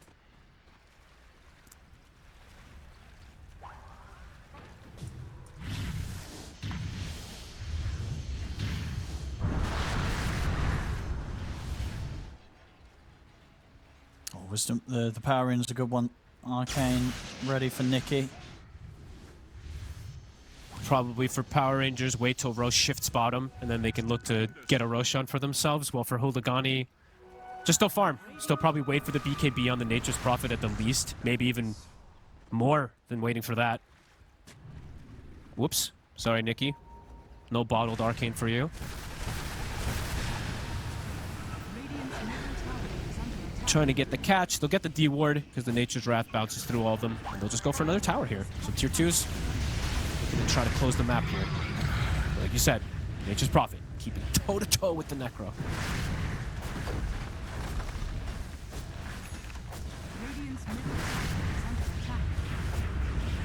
Sneaky tree put in the base.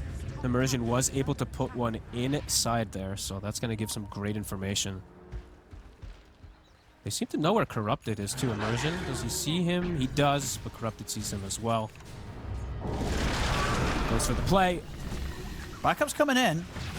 They won't back up Immersion. They just let him die. Good random sentry placement coming out for Corrupted. Has the dust also. Love to see it. Love to see these cores carrying detection.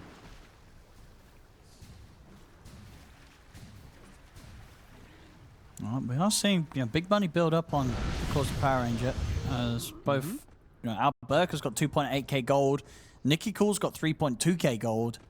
Both considering what their next big pickup's going to be. I mean, what do they have to buy BKBs this game? What is sort of the call on these? I'm wondering what their next discussion is, because I'm still feeling like they probably want to be able to. I thought they were going to force Roche right now. I want to see them be doing quite a bit, because if you just let Huligani do this, eventually you're probably gonna lose. This draft is gonna scale super hard as it gets to the really late stages. Maybe I'm undervaluing how much the Lesh is gonna be able to do as it goes on.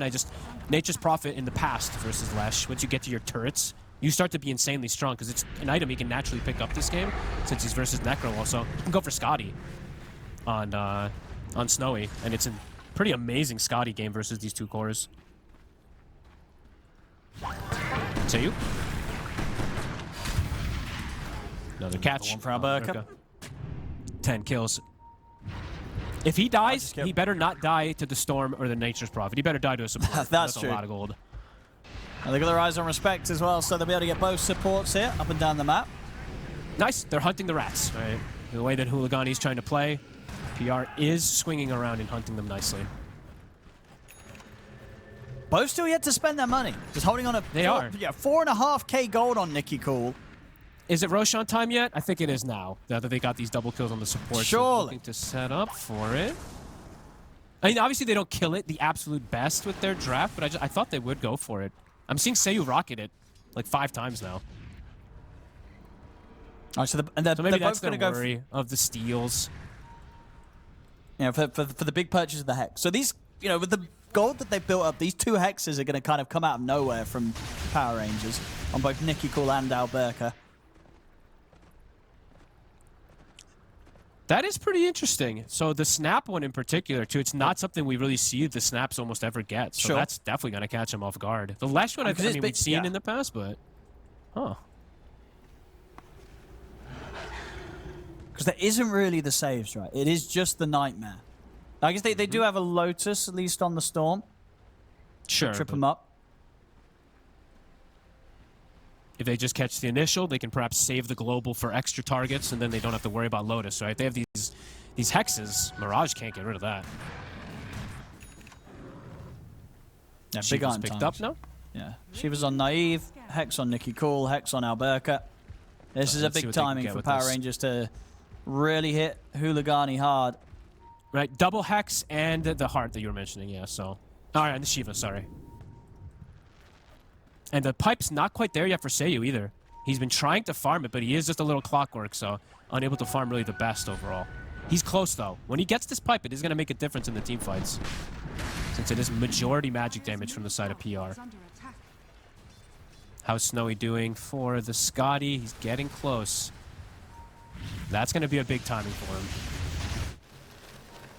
Dire's top tower is under attack. You can see the difference in the styles for all 30 minutes so far here.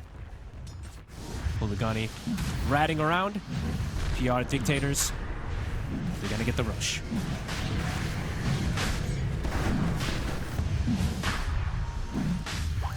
Looking to block the angles. They're like, where's the clockwork? Where's the storm spirit? Not gonna be able to find that angle.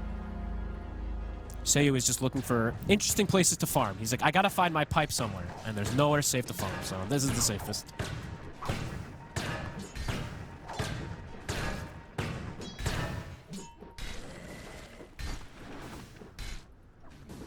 How much will they look to go for with this Aegis, though?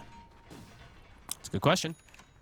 Don't think the way that Huligani is playing is changing, right? It's still exactly the same kind of thing. Soon they're gonna be feeling like they can fight themselves, though.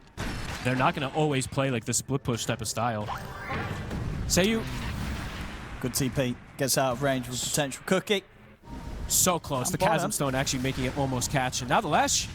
He's been roared, and they'll kill him the once. So that's the Aegis Snowy. out. He's going to go for the BKB TP away immersion. He's got the Immersion. overgrowth. Stops the TP out from Snowy. BKB soon to be coming to an end. They'll drop the nullifier onto Naive, but Naive still up at closing with Nicky Cool. As they get onto Snowy, the Scythe comes in. The Nature's Very Prophet nice. is dead.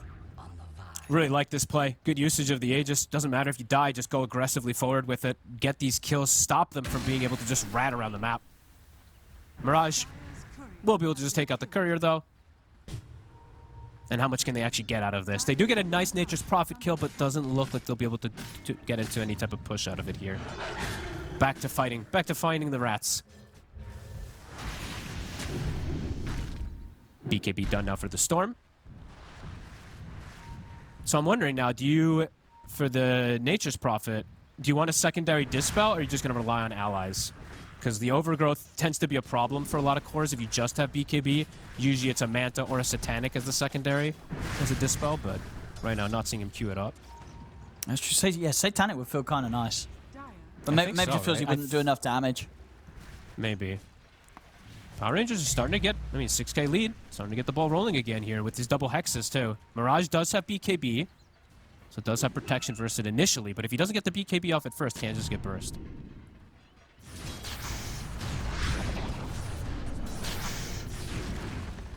Which is a very interesting clash of two different styles from the teams. Naive soon to have the BKB. BKB also soon to be finished for Nikki.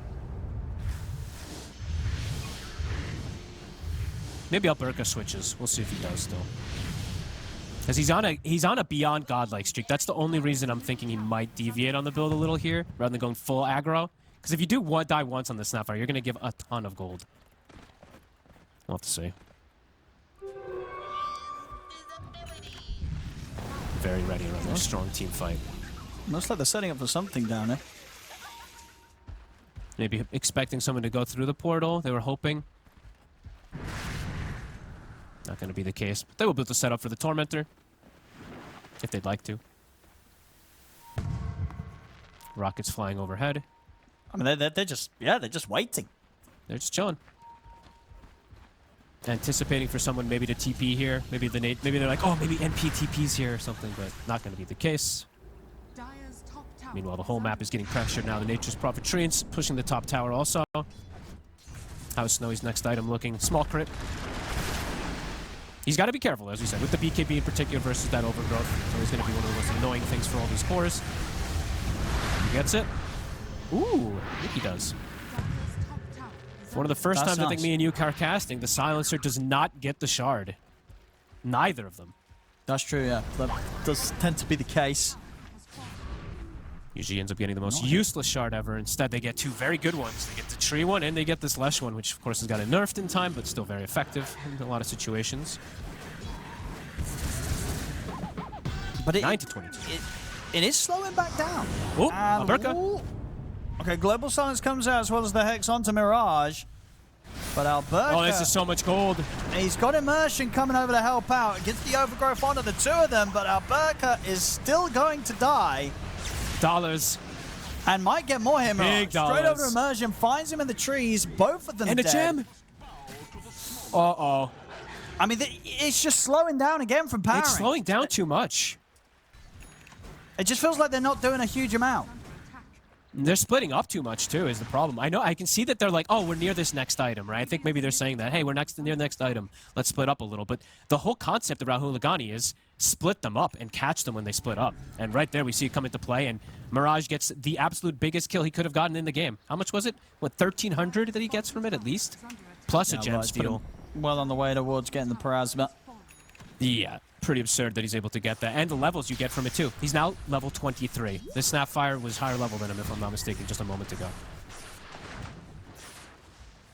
There's a risk when you go for these type of drafts where you feel all in, but you have difficulty kind of just forcing the all in. HULIGANI just doing great at splitting the map up. We'll find another pick off to Snowy. Good carry contribution. And then now he is queuing up the Satanic as the last item. So just looking to get to this type of scaling before he has that Dispel. I mean, he's just massive. It's just farm's been He's just insane. chilling. I mean, I guess, you know, as you said, this is the case with these good Nature's Prophet players. It doesn't matter if you kill them like, what, 5, 6 times. They will farm. And we're seeing that here. You know, 3k ahead of that of the Necrophos. You know, and Naive, he's had as free as a game as you could kind of hope for as a Necrophos, right? He's only died the once. He's been able to get an insane amount of farm, but it's just you just could look at the CS difference, right? He's got 450 on this Necrophos, but Nature's Prophet being Nature's Prophet, he's got over 600 CS here, 35 minutes in. Yeah, and I think when we started the game, right, I was like, if it gets to 35 minutes and this lineup is not like 10k to 15k gold behind on the side of HULIGANI, they are very likely to just take this game. So Power Rangers, I mean, they got to go again. I don't want to see them slow down. Yeah, Get a fight they can't. Get something. Yeah. Don't let this game slow down. Don't Immersion. split up. He's got his eyes on Snowy, but does not have anyone connecting with him. He's going to use the Overgrowth. Alberca comes in, and we'll be able to take out Respect. Can they do anything about Snowy here? No TP.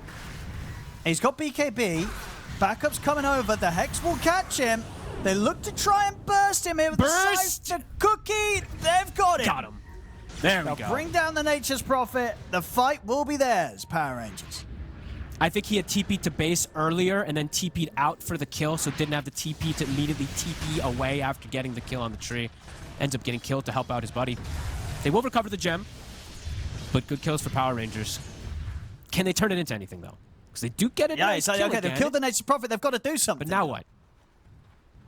Roche is, what, 30, 40 seconds or so? Corrupted. Was looking to go for the setup here onto Alberca. Won't be able to close that gap. Lash is in the area. They might actually turn themselves here. There's a ward right on top of him. Hex is the creep. Whoopsie. Oh. Well, looks like it still works out. They'll still get the kill. Nikki cool. It's going to be fine. Yeah, Mirage can't stick around and try and finish this. They're going to see if they can punish him. They know he's low on mana. Naive. Can he close in. Mirage is farming. Whoa. I think He's he'll hexed find again. Alberca's able to jump in and get the Hex. He did not expect them to chase him. What a read. I was like, is there a tree here? There's no tree. There's not even like a treant tree. All right, there we go, Power Rangers. You're saying we want to see them do something. All 3 cores right after we ask for it. There we go. Onto the push. Level 25 has been hit for the Lash 2. He's got the Diabolic Edict Explosions. On another Hex. And they get a Hex. Straight on to say it. He'll get forced out to the side. We'll get the chance to get the pipe off. He'll live, but Respect will not be as lucky. Respect's There we gone. go. They're forcing the Here's issue the now, push. too. Yeah. Bobble for the Creep Necro wave also. has died. It has. Next creep wave is getting closer though, and they do kill Rax really fast with this nature's or with the Diabolic Edict. That's true. Yeah, backdoor protection not going to get the chance to kick him for too long at all. Only a few seconds and it's gone again. That was, I mean, exactly what they needed. Things were slowing down too much.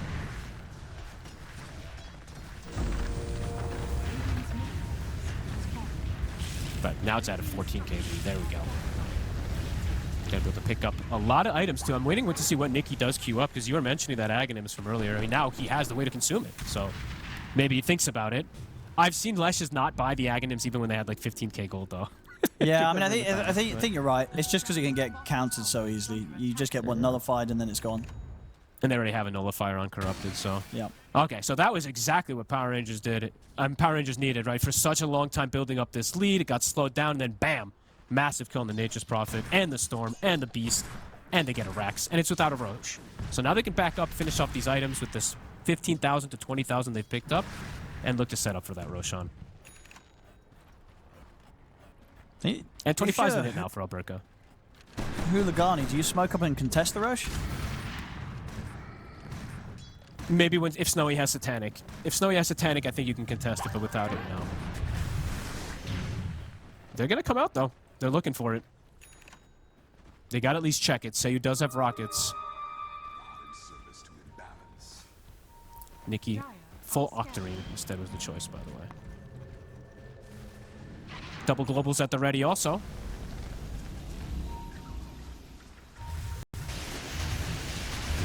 It's going to be annoying to try and fight through. Let's see if immersion goes for... Ooh. Smoking up. Go for the Roche. They're going to have to be quick if they want to try and do something about this, but yeah, they're unlikely to get the chance to move over this quickly. Should be Roshan for Power Rangers.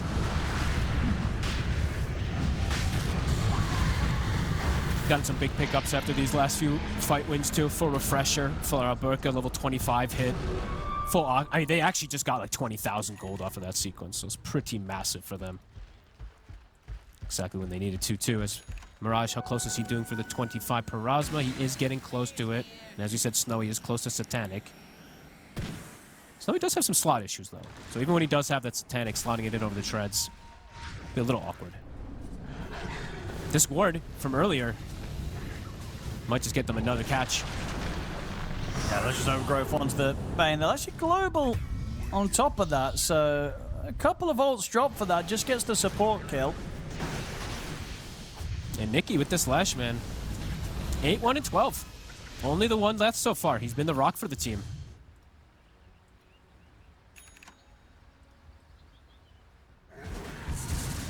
Back to what we were dealing with earlier, where it's PR wants to push.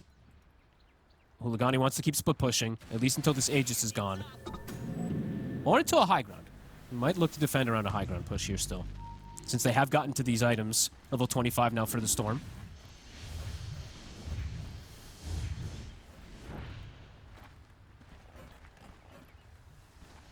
Did I Boots of Travel 2, was it for Naive? Yeah, it was, okay. So he did pick up that. He's going to join his team whenever. Radiant's top tower is under attack.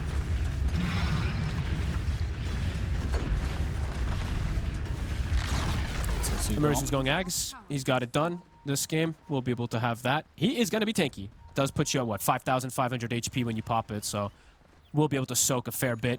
HULIGANI looking to smoke out and catch them when they split up, but they're not really splitting up. After that last whole sequence, essentially, when they did lose the Snapfire afterwards, so far it's just been Power Rangers grouped up, playing around each other. Another set of boots of travel, too, so if there's any hero alone, it's actually potentially 4 heroes now. They have triple bots, too. So Immersion could even set up alone, and then it's just 4 heroes immediately appears.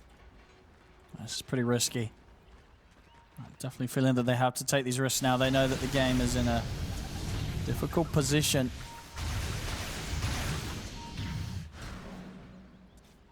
And Snowy, very close to being able to spend up and still have the buyback gold. HULIGANI is looking to take a fight on their terms rather than on the terms of Power Rangers, where Power Rangers initiates, pops a global, refreshes, pops a secondary one. They want to try to start the fight themselves.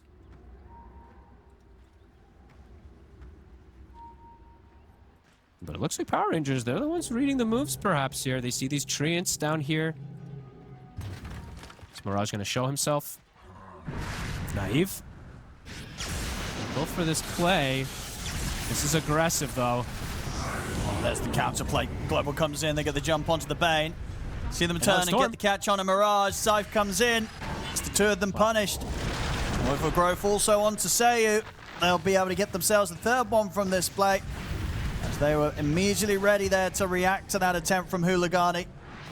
I guess they just needed the hexes, Owen. As soon as they got those hexes, it's been them the whole time for these last 10 minutes. Easily setting up for the ganks, easily setting up for the responses. Because it was only like a 4K lead until that point. They got these hexes, they get the pickoffs, and now it's drastically snowballed their way.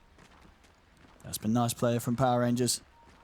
And yeah, pretty fun team with their drafting style.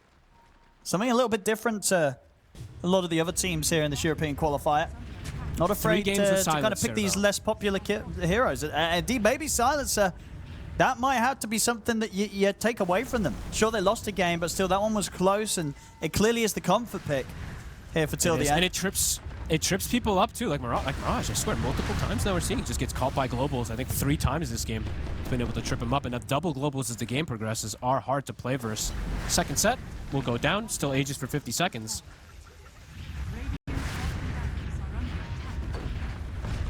And yet to spend his money, Snowy. I think Snowy's still considering what the item is. Let's have a look. He'll commit now. And he will still commit for the Satanic, yeah. The thing is, he needs it. It's just what else was he potentially thinking about saving for? They're boxing in on him. They saw him with the tree. They had the tree set up here around the shop. They get the jump forward. They get the BKB off. Immersion, Overgrowth, controls Snowy. He's satanicked. He's used going both. through the BKB. The Scythe comes in perfectly at the end of it. As that's Snowy gone, Nicky Cool jumps in for more. Hex onto Respect. Godlike on Nicky Cool. Corrupted forced to BKB turn with the Raw and the Nullifier onto Naive, but do they have the damage to threaten the Necrophos? They do not. Mirage is going to try and go for Nicky Cool.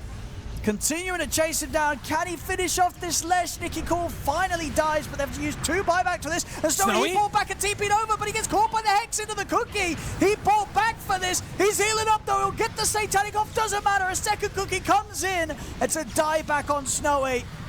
They're without their carry here for 2 minutes. As they can't hold this. They can't. HULIGANI without their carry. Power Rangers, everybody alive. They know that they can close this one up now. Radiant's top tower. Really good plays in these last 20 minutes in particular. It took them a moment to be able to get that big acceleration, but bam, they hit it literally at the 35-minute mark. I was worried for them at that point too, but then wham, they get triple core kills, clean up the whole map, and Nicky, although he gets all in as the Aegis is expiring, he just buys back, rejoins the fight. Very cool plays from PR in their own style. And HULIGANI, although they farmed the whole game, Snowy's not able to fight. No, they're able to get the catch on him each and every time. Was barely able to use this incredible amount of farm that he had to try and carry against Power Rangers here. Mirage caught by the Hex as he attempts to zip down the middle lane. As this so game, much control. Very likely to be called. They have the buyback on the Storm. See if he wants to go for one final fight. They'll go for it now. They do get the roar off onto Naive. Vortex Not enough. He's able to get the Ghost Too Shroud off. tanky. He's fine. Mirage trying to get them off his Ancient, but the BKB will soon come to an end as this game's over. Power Rangers take the series 2-1 against HULIGANI, who give it a good fight. Have 2 close games, but this last one